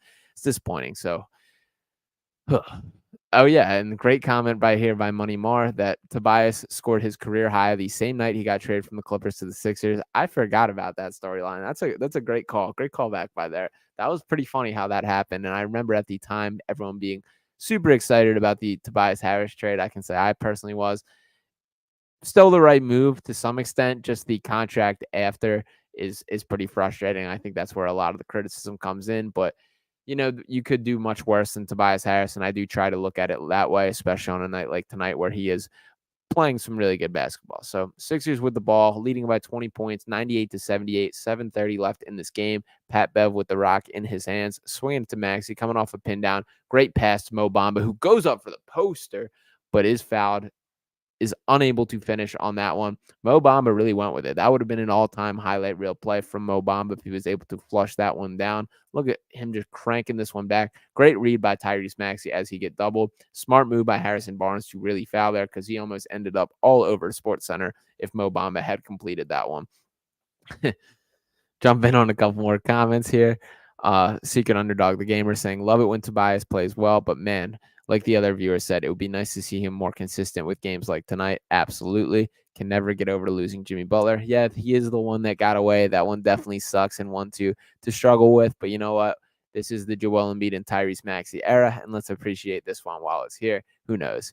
Just Rich saying it's nice to see the Sixers not looking like a deer in the headlights when a zone is thrown at them. Absolutely. I think they've actually had some pretty nice sets to come out of this zone defense. And one of the things that I've noticed tonight is the Kings have been very much prone to doubling Tyrese Maxey up top. I think Maxey has done an awesome job of picking this team apart, passing over the doubles, and just creating a 4v3 downhill. When he is being doubled near the top of the three, Maxey with a little retreat dribble, getting doubled near half court, passing over, and that creates a straight up 4v3 that has created some open threes in the corner, some lay-ins around the rim. That's been some really nice play design and really good counter to some aggressive defense from the Kings there. So good job by Maxey to execute on that. Good job schematically by Nick Nurse. So shout out to the Sixers all around with that one. Prince upset at Mo Bamba for missing the dunk, saying, Bamba, you're 20 feet above the rim, dude. Yeah, absolutely. And shout out to Glitch throwing back the YouTube links in here. Make sure to check that stuff out, guys. And thanks so much for hanging with me once again tonight. What happened to Rocco? Like, did he get waived or something? He's battling a knee issue right now as well. It's actually labeled as the same knee issue as Joel Embiid, both dealing with some left knee inflammation. Hopefully Rocco is back soon, but no real sign of when that exactly will be. No timeline has been laid out. He's been in the same boat as Embiid, where it's been pretty much day-to-day or game-to-game basis that they're treating it. But yeah, Covington has now been a couple games in a row that he has been out. Hopefully we'll be back out soon. Got Batum going 4 for 4 from 3. Love to see that. That is awesome. Clippers sold high, talking about the career high there. So love that. So we're down to the home stretch here. 7:24 left to play. No Rocco, no problem. Great comment there. Curious what the Sixers mindset is from here. How much the Kings keep their foot on the gas or keep attempting, I guess, is dependent on things, but I don't know. I'm curious how much they kind of roll with things. Disappointing, no Jaden Springer tonight. I would have liked to kind of send him out there, especially on a De'Aaron Fox kind of matchup. But who knows? Maybe he gets some extended run at this point in time as this game kind of extends. We will see. Tobias Harris, 23 points in the first half, 12 in the second, 35 overall. Great game for Toby there. Love to see it. And guys, make sure we're hitting a like on the stream. Let's get this to 200. We're up to 184. Needs 16 more to go. Everybody watching right now, make sure we're hitting that like button. Let's get these numbers up for RB right here. And they're showing this Bamba dunk again. He really did crank that back. If he had finished that, this would be a dunk that would be everywhere tonight. No doubt about it. Yeah, and Just Rich, I was wondering the same thing. Not sure what's going on with Jaden Springer. Has not seen the floor at all. Boom. And we got a membership gift. Love that from Glitch. Kings back. Ball in Sabonis' hand up top. Little dribble handoff with Keegan Murray. Keegan Murray getting to the mid-range. Blocked by Maxey. Great defense by Maxey. Really disciplined defense. Not to fall for the foul baiting traits there. Awesome stuff. Pat Bev back with the ball in his hand, dribbling the ball up the court.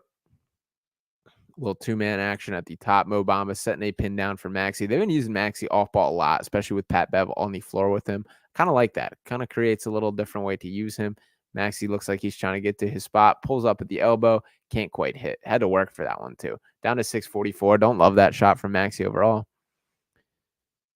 Kings still fighting though, and just as Prince Manito points out, I will give the Kings this. They are fighting, not like they're giving up. Yeah, they absolutely are. That they're still pushing things as trying to cut the deficit, even as I guess the likelihood looking less and less for how they are to win this game with 20 points with 6:21 to remaining. And Tobias Harris gets the rim, lays it in. He's up to 37, so that will now be a Sixers career high. Can he snap that 39 number for his career high?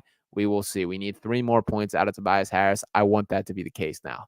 Let's get it from Tobias. D'Anthony Belton with the rock. Mo Bamba for 3 now. It knocks it down. It is such a sweet jumper. Like, Mo Bamba can legitimately shoot the ball. I will never forget that game when he was still with the Magic, where it was Sixers versus Magic, and it was Bamba and Embiid just trading buckets. Bamba, I think, ended with 37 in that game. It's crazy that this is the same player that was that player, but Bamba up to 11 points and 4 blocks tonight. That's a good stat line for Bamba there. And that is a clean looking jump shot. Like, that looks like he doesn't look like a big guy forcing it. He looks like a legitimate shooter. So love to see that from Bamba. That changes the game when your big man can space the floor and connect on threes like that.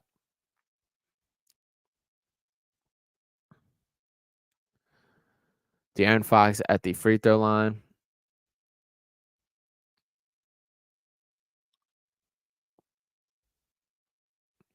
Bamba had like 7 threes. Yeah, I think he had exactly 7 in that one, actually. That was a wild game. That was an excellent Joel Embiid game in that one. But yeah, I can't believe that Mo Bamba, with that ability, like when you watch him as they show Joel Embiid juggling a basketball with his thighs on the bench right now. I do like that the basketball is just kind of being passed around the bench, guys holding it. I think that's cool. But Bamba is the backup that Embiid that was needed. I somewhat agree, but I've been somewhat underwhelmed with his actual impact on the floor, that he has not been as good as I think I expected him to be, which has been disappointing so far. But hey, maybe this is the type of performance which Bamba can build off, that he's able to. And Nico Batum checking in the game. Sixers, both teams look like they're still leaving their starters in. Kings look like they might be starting to swap out some guys, but Sabonis still on the floor. Melton with the ball in his hand. We got 5:45 left to play. Melton with the ball. Swings it to Tobias for 3. Can't quite hit. Could not set the career high with that shot right there. Sabonis with the ball, taking it up the floor. Picked off by Toby. Let's go. Go all the way. Melton with the ball in his hand now. Let's give it to Tobias. I want to see Tobias set the career high. Let's break your record, man. And setting a pin down screen, give it to him. Give it to him. Go get the rock, Tobias. Set it again. He wants another one. Give him the entry pass. He wants it in the post. All the way out to the 3-point line. Tobias getting to his spot in the mid-range. Shoots it. Can't hit. All right. And the Kings come up with it. They're going to come down with a Sabonis easy slam down the other end. And a quick timeout here. Let's jump into some comments. Glitch saying he was like very disappointed at the beginning of the season. It was bad, although at least there's some improvement now. Yeah, absolutely. That he has played much better of late. I'm hoping he continues to build off that. Mo Bamba, that is, that if he can play to the best of his ability, I do think he could be the backup that the Sixers need. But it has been too in and out when that is actually the case. But a pretty strong stretch of good play. I thought he was good against the Hawks. I think he's been very good tonight. So shout out to Mo Bamba. Hopefully this continues. Once again, RB, he is out for the night. He had some family business to attend to or something that he had to be at, could not stream, so asked me to fill in for him. So shout out to RB for letting me hold down the fort. Nice to have a non-cardiac game. Totally agree here. This one has been a little bit. And wait, that I just realized where RB is. He is on the Sixers bench, ready to check in and fully put away this Kings team. So yeah, if you see, you might notice him on the court if you see him run out, little guy out there compared to the grand scale of NBA players. So keep your eye out for that. As Glitch said, like the stream, please let's keep that numbers going. Can we get to 200? We're up to 194. We need 6 more likes, guys. And I appreciate the love. Secret Underdog the Gamer, much love to everybody. I'm enjoying hanging out, watching the game with you guys. Uh-oh, we got Kings waving the white flag. Are the substitutions coming in? I feel like now is the time. You might as well. That we got a 20-point game. I did say with over 4 minutes remaining was my goal for the starters to be out of here. But to be honest, I think I would leave Tobias in. Let Tobias chase his career high. He's at 37. The Sixers have done it with Joel Embiid plenty of times. Give Tobias Harris his moment. Let him go out. Let him try and chase that number. If he's feeling it and wants to keep playing, I say you let him. But yeah, I think you drop Tyrese Maxey to the bench at this point in time. Let's see what unit the Kings are coming back with. Coming back from commercial timeout now. Amy Fadul and Jim Lynam getting ready for the post-game show there. We will see what the Kings are looking like. Wouldn't be surprised if they dig into the bench unit and look for this now. But would love to see Tobias Harris snap this career high record and get into the 40-point category for sure.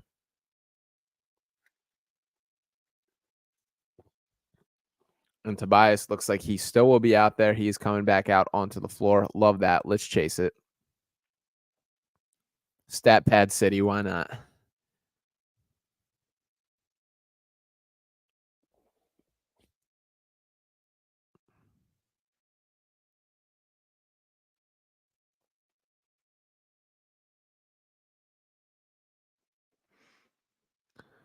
Got some new merch for RB that you can check out right here. Good stuff. Prince Manita, make sure to hit that. Yes, once again, we want to get this to 200 likes. We're up to 199. Come on, guys. Let's get it. Let's get it. I wish I could figure out the air horn for this, that if for some reason it is not working for me. I'll have to touch base with RB to make sure. And there it is, 200. There's the air horn for me. Low effort bet on my part there. But yeah, love that. 200 likes. Appreciate you guys. You guys are the best. Good stuff from Sean and the Sixers. Appreciate that, Eagles. Ray, I still do want to see Tobias go for the 40. I want to see him break the Sixers or his career record that he's now broken his Sixers career record by scoring 37 tonight, but 39 is his professional career high. I want tonight to be the night that we all witness it together. Let's see. Who do the Kings have on the floor? It does look like they waved the white flag. We got Davion Mitchell. We got guys that I'm struggling to recognize. Alex Len on the floor there. Yeah, the Kings have brought in the bench unit. Shout out to you guys for the 200 likes. Harris, 14 of 23. Pretty efficient night for them. For him specifically. I don't think he'll break 40. It does not look like it's in the cards. I'm going to have to check in on this Kings bench, see exactly who they're rolling with. Have not watched enough Kings this year. And yeah, they're full out empty in the bench here. Juan Toscano Anderson. Wow. Kessler Edwards on this team. I don't know why Davion Mitchell is not playing whatsoever. That I think he's a good player. I'm surprised by that. But Davion Mitchell is an intriguing name. If the Kings want no part of him, worth taking a flyer on for sure. I like Davion Mitchell quite a bit. Bamba tries to go up for the dunk and gets sent back.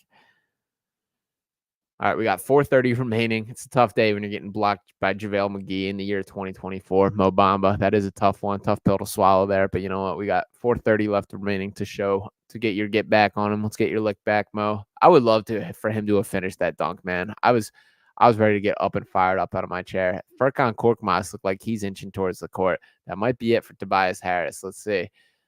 We could be winding down his opportunity to get the 40 piece here.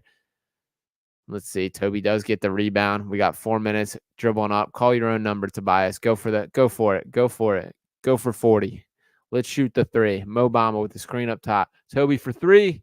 He does not get it. Does not get it. Maybe it is not meant to be. I'm loving the Kobe Bryant Mamba mentality for Tobias Harris. That's just shooting things.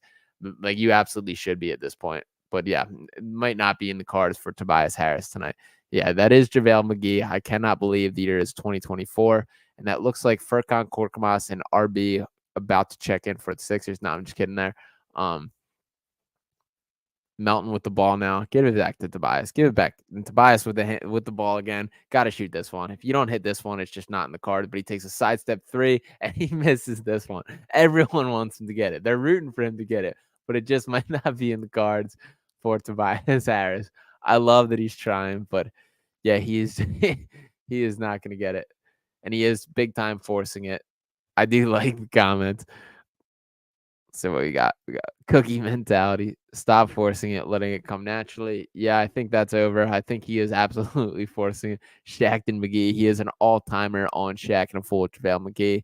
Maybe we can get one of those moments tonight. Who knows? It is wild that he's still in the league. Bamba mentality. Great comment right here. Let's see. Tobias dropping over to the bench, and that will do it for Tobias Harris. He cannot get the 40 piece. Disappointing, but still a hell of a game from Tobias Harris. He did play really well tonight. So shout out to Tobias Harris for stepping up, driving this team to a win. It's a big deal.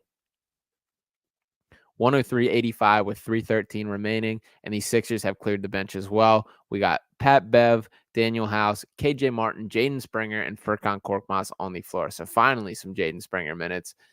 Let's see what we got. Daniel House with a rebound. Pat Bev taking the ball up on the court.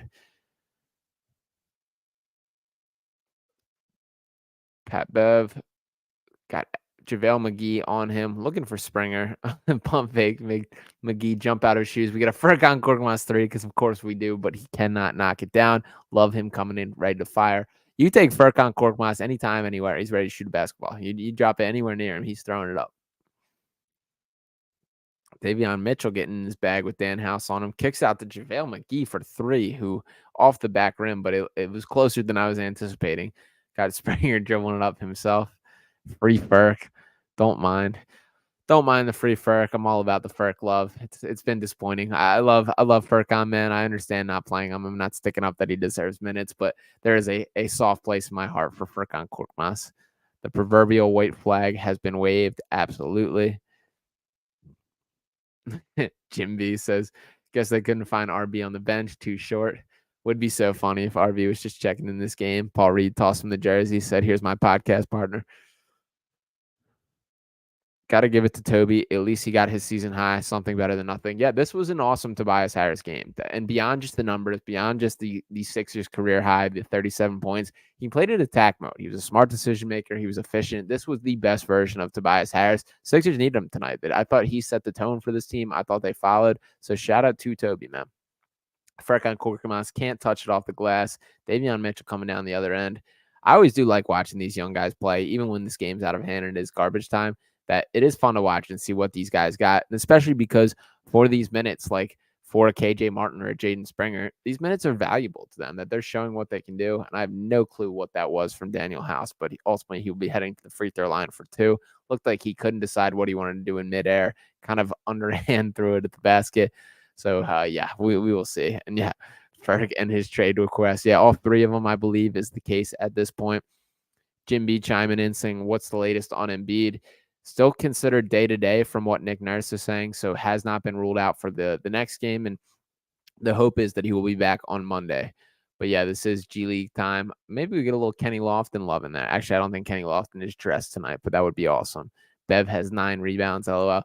Pat Bev is a very good rebounder, not just for his size, but his anticipation on the ball, the way he reads where things are coming. Pretty cool. So shout out to Pat Bev, man, and shout out for him for doing the nitty-gritty and dirty work tonight. The Sixers needed it.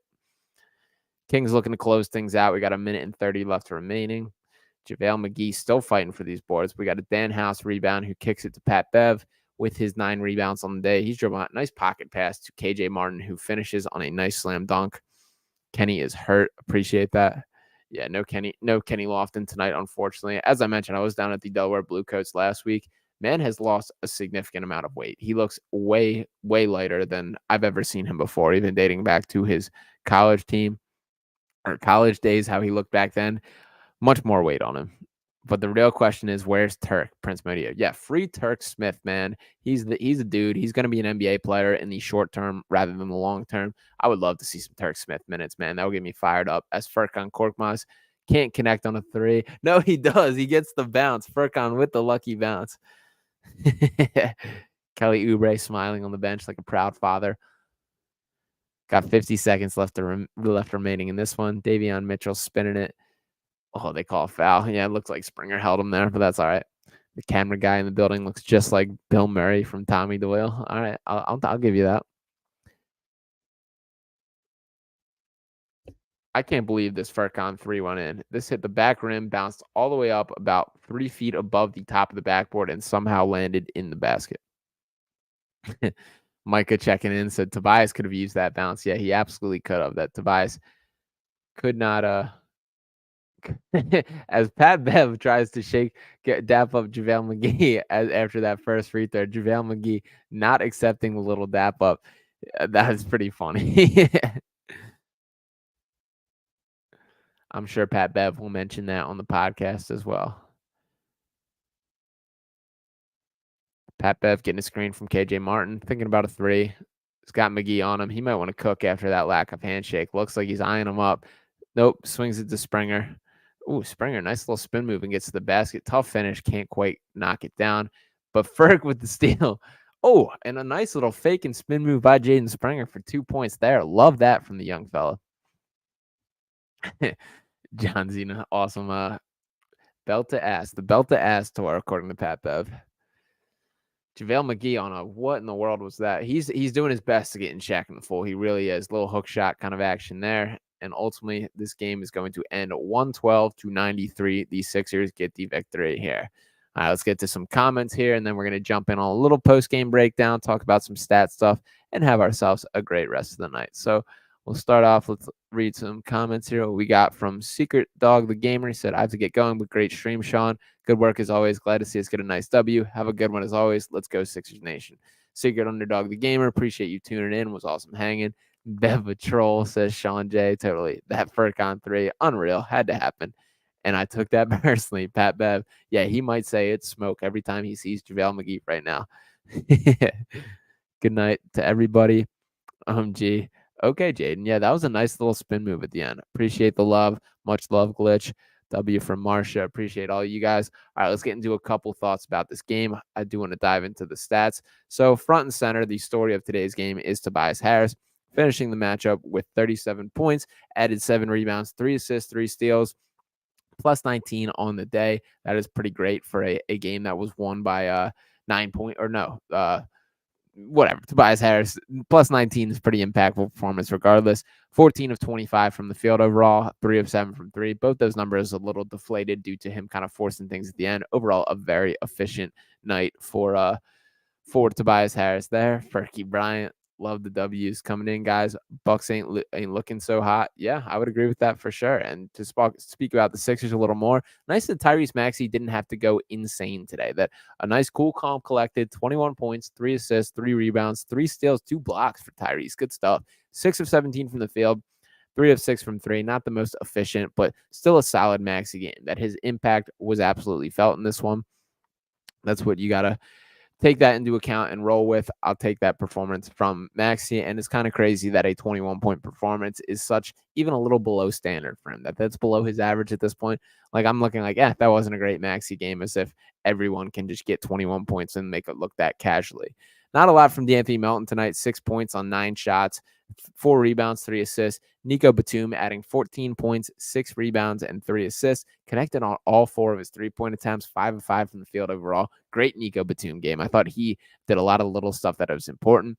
Then let's also touch on Paul Reed first. In 24 minutes of game time, Paul Reed with 8 points, 7 rebounds, 2 assists, 3 blocks, 2 steals, 3 for 9 from the field. It's a pretty good Paul Reed stat line. I would love a little better efficiency, a little less craziness, but overall, very happy with that. Now, his counterpart in the backup center department, Mo Bamba, in 20 minutes of play, added 11 points, 3 rebounds. That has to be more. 4 of 6 from the field, 2 of 2 from 3, 4 blocks from Mo Bamba, though. So do love that from Mo.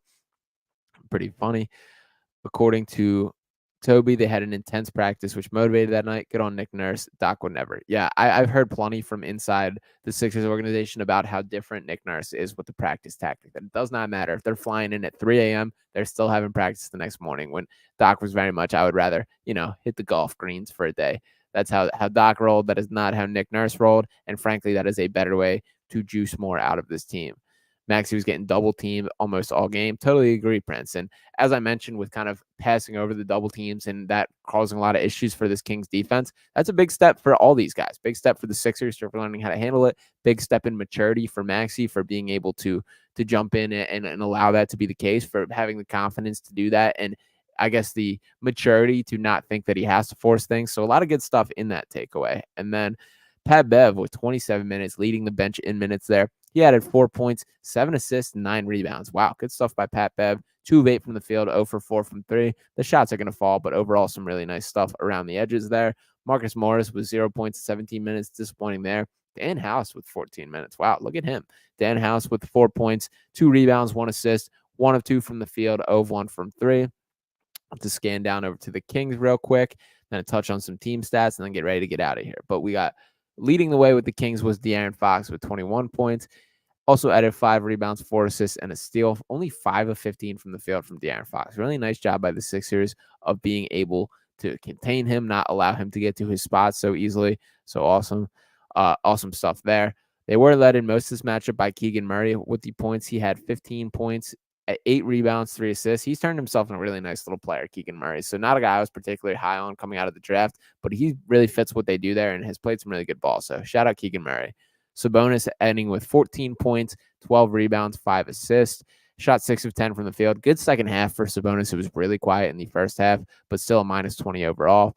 Look at this bench unit from the Kings here. Got Malik Monk with 15 points. He's obviously their sixth man, plays the bulk of the minutes. Also added 4 assists for Monk there, and a number of other guys making an impact. Trey Lyles, 5 points in 22 minutes. Pretty well spread scoring when you look at the bench unit overall, but obviously was not enough against the Sixers team. To touch on some of the team stats here, I do want to get into. But real quick, this comment from Jake says, "Is it just me or Maxey reminds me of Dwayne Wade?" Hey, I don't hate the comp. That's awesome. I would love it if that is the case. I don't know if I've struggled to put my finger on exactly what a player comparison of Maxey is. Frankly, I think a little bit of Dame Lillard in him, even a little Tony Parker I can see a little bit. And these are strong names that we're comparing to, all of them, Dwayne Wade included in that. But I haven't picked like the exact guy that is the Tyrese Maxey. He's a pretty unique player. I haven't found the guy that I think is his ideal comp just yet. But to touch on some of the team stats for tonight, Kings shooting just 32 of 95 from the field. That's good for 33.7% there. In comparison, the Sixers 40 of 93 on 43%. Kings 8 of 38 from 3, 21.1% there. That's the difference in this game right here. Kings shooting 8 of 38, while the Sixers are 15 of 35. So 42.9% from 3 versus 21.1% from 3. Nearly doubling their total there for the Sixers. Kings did out-rebound Philadelphia 54 to 46, including 23 offensive rebounds. That's a lot. That's something that should be addressed, but nonetheless did not matter in this one. 24 assists on 40 made baskets for Philadelphia versus 20 assists on 32 made baskets for Sacramento. Sixers with 14 turnovers on the day. Kings with 17 turnovers.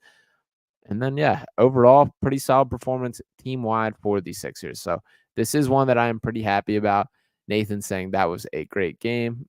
Sixers tweeted out a box of crumble cookies. LOL. I do love that they are rolling with it. Huge win for the boys tonight. Shout out to Money Mar.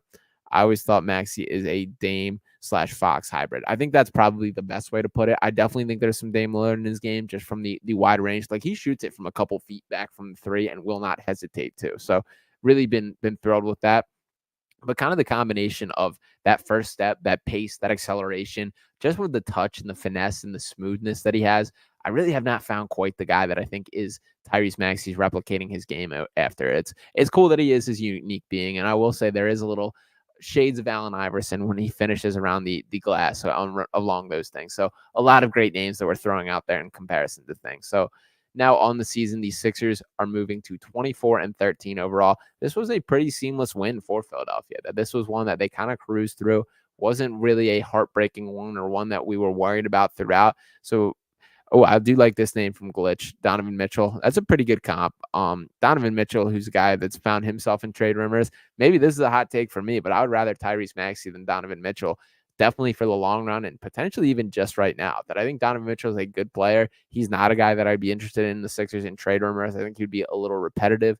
Next to Maxey, Sean, thanks for checking in. Good win, good stream, good night. Appreciate you for hanging with me. But yeah, I think Donovan Mitchell in the grand scheme of things, do feel a little bad for Donovan Mitchell. I do think he's a guy that's built for the prime time, for the spotlight. When you look at the 2 teams that he's played for in the NBA, it's been the Utah Jazz and the Cleveland Cavaliers. So it doesn't get more, I guess, just lack of big time city than that. Maybe Oklahoma City, if you want to throw that in there, although I think there's a fun vibe to Oklahoma City for sure. That Cleveland and Utah don't quite have the same thing. So kind of feel bad for Mitchell there, but we'll see. Got another comment from Nathan here saying, great defense tonight. Finally a team game, not relying on just Maxey or just Harris. Appreciate you, Nelson, for popping on. Thank you so much for hanging with me. Mitchell is not a winning player, says Moneymore. I don't fully disagree with that. I think I don't know. I'm pretty the jury's still out on Donovan Mitchell in my mind. I used to really like him when he first came to the league. Then he did that nonsense, that rookie of the year stuff, and then I do kind of agree with the tendencies that he is not conducive to winning in the way that it needs to be. I think Maxey's game is far more oriented on winning, on making the right decisions, these smart basketball plays in a way that Mitchell just purely is not. So yeah, we will see. Ultimately, it is great to have him in the organization in a Philadelphia 76ers uniform. I am believing in this team. Tonight was a good victory. They crushed the Kings without Joel Embiid. Harris setting a Sixers high with 37 points, Sixers career high. And Barry Green with another combo. Tyrese Maxey is a combo of Derrick Rose and Damian Lillard. I like that. It's a good name. The only counter I'll have to that, and I'm a huge Derrick Rose guy. I feel like Derrick Rose was such like a powerful dunker and a powerful athlete. Maxey to me is much more like smooth and graceful, the way that he does cut corners, get around guys, decelerates, all these things. So slightly different there. Again, I do think that's a pretty good blend though. I think that's solid because Derrick Rose still had that first step that Maxey kind of possesses. Rose more of a high flyer, but Derrick Rose was that guy before he got hurt, no doubt about it. Got trade Toby and attach Morris with. Hey, got no problem. You know, selling the stock is high. I think that the film from this game should be sent to all 29 other NBA teams if I'm Daryl Morey. I'm cutting up highlights myself. I'm sending these right to the inbox and making sure, saying, on an expiring contract, great locker room guy, reads books, crumble cookie. This is a guy that how could you pass on? That's what Daryl Morey should be doing right now. That you do got to capitalize on moments like these. Very happy that Tobias gave this kind of a substance to work with when we get into these trade conversations. These type of games do matter in the grand scheme of things. It's just a reminder to teams that, oh yeah, Tobias Harris is still capable of doing that. He still can deliver at that level. So hopefully that is what's going through Daryl Morey's mind as well. Maxey's like a little Rondo, an early Rondo. Okay. Rose and Wall were so fast in their primes, probably even faster than Russ. Yeah, John Wall was that dude too as well. Man, early Rondo was fire. Yep, absolutely. All those guys play above the rim. Yeah, this is kind of the point I was getting at. That's why you can't really compare Maxey to anyone. But yeah, all Derrick Rose, all John Wall, those guys were like high flying dunkers. Maxey's much more of a creative finisher. Like I said this on Twitter a couple weeks ago and kind of got a little hate for it, but still stand by it. Kyrie Irving is the only player in the NBA that I think definitely has a better layup package than Maxey. That the way that he's able to kind of spin it off the glass or some of the angles that he finishes on sometimes, really advanced stuff. Like not everyone can do that. Very few players can do that. So I think Maxey is really among the most elite layup packages and finishing around the rim in the game, especially the way he even gets some off around some of these big guys. And then you add in the floater package, all these other things that he's able to bring to the table. It's awesome. And then Prince Monito throwing a little Steph Curry in the mix here. I see more Steph and Maxey than anything. There is kind of a similarity in like the energy, the vibe that they play with, the way that Steph's able to Steph is his own beast and it took him years to reach this for sure. But there's this fun-loving passion that Steph has that you definitely see in Maxey as well. Both guys that will fire it from deep. And I'm loving that Maxey's feeding more and more into like the volume from three, that we're seeing him lean more and more on that. So excited about that. Got Barry Green saying Tyrese Maxey demonstrated some unbelievable hang time tonight. Yeah, he's also really good at where he attacks the body. We saw this several times tonight and just kind of absorbs the contact, hangs in the air, and then flips it up. That's really impressive stuff. And another really advanced thing that he's capable of doing. That's like not here a run-of-the-mill average NBA player can do that. So shout out to Tyrese Maxey. Truly is special in every area of the game. I'm thinking more about the Curry comp. I think Curry's a little bit better playmaker than Maxey, although Maxey statistically has been better this year. And I think in this system, he's been a much better playmaker than I think anyone could have guessed. Got Money Mar checking back in, saying Kyrie is a Hall of Fame finisher. No doubt about it. Him, Iverson, and Curry are the best I've ever seen. Yeah, absolutely. And I guess my point being with that I don't think Tyrese Maxey is that far from that same conversation. That I think some of these spins off the glasses, he deserves a little more respect for. Not debating that. Those are three great names there. And yeah, no RB tonight, that he had some stuff he had to take care of, could not hop on. So wanted to fill in for him, jump in, and he let me hold down the fort here. So it's been awesome hanging out with you guys. Got any more final comments before we wrap out? Feel free to let them know. But I will say that me and RB are planning about doing some pre-trade deadline stuff. I've been talking with DJ Eastwood as well. So the three of us are going to try and link up and do some sort of content in the near future. So you guys make sure you stay posted for that. As I mentioned, Make sure to check out my own channels as well. You can catch me on Fox Sports The Gambler. I'll be on air 11 to 1 tomorrow. You can catch that on the iHeartRadio app or on YouTube as well, or one of these socials. So make sure to stay posted for that. And also make sure to check me out on Sixers Digest, Pick Swap Media, and of course, Fox Sports, as I mentioned. Thank you guys, everybody else, for tuning in. Appreciate all the love from everybody in the comments. Thank you, Jake. Where is RB? As I mentioned, no RB tonight, that he had some personal stuff. And then we got another comment from Barry saying there is a lot more ceiling for Maxey. He's just 24. He will become Kyrie Irving closer at the rim. So for sure, absolutely. And the work rate that he puts in, the effort level that he has, the commitment to getting better is a huge deal. That this guy is the real deal. I could not be more grateful to have Tyrese Maxey as a voice of the organization, a face of the organization, and just the complete player that he is. And I meant 23, even better, So yeah, we will see where Tyrese Maxey goes from here. As I mentioned, and shout out to Glitch for throwing these in here. These are the 3 avenues in which I am most active on YouTube specifically. You also can follow me on Twitter at Sean_Bernard1. But appreciate everybody for hanging out with me. As I mentioned, me, RB, and DJ Eastwood will be linking up doing some pre-NBA trade deadline content soon, so make sure to stay posted for that. But thank all you guys for hanging with me on the stream tonight. You guys made it awesome, and I'll be back for the next Sixers game, whenever that will be. But stay posted for me on the channels, or come find me on one of these below. Talk to you guys next time. Have a great night.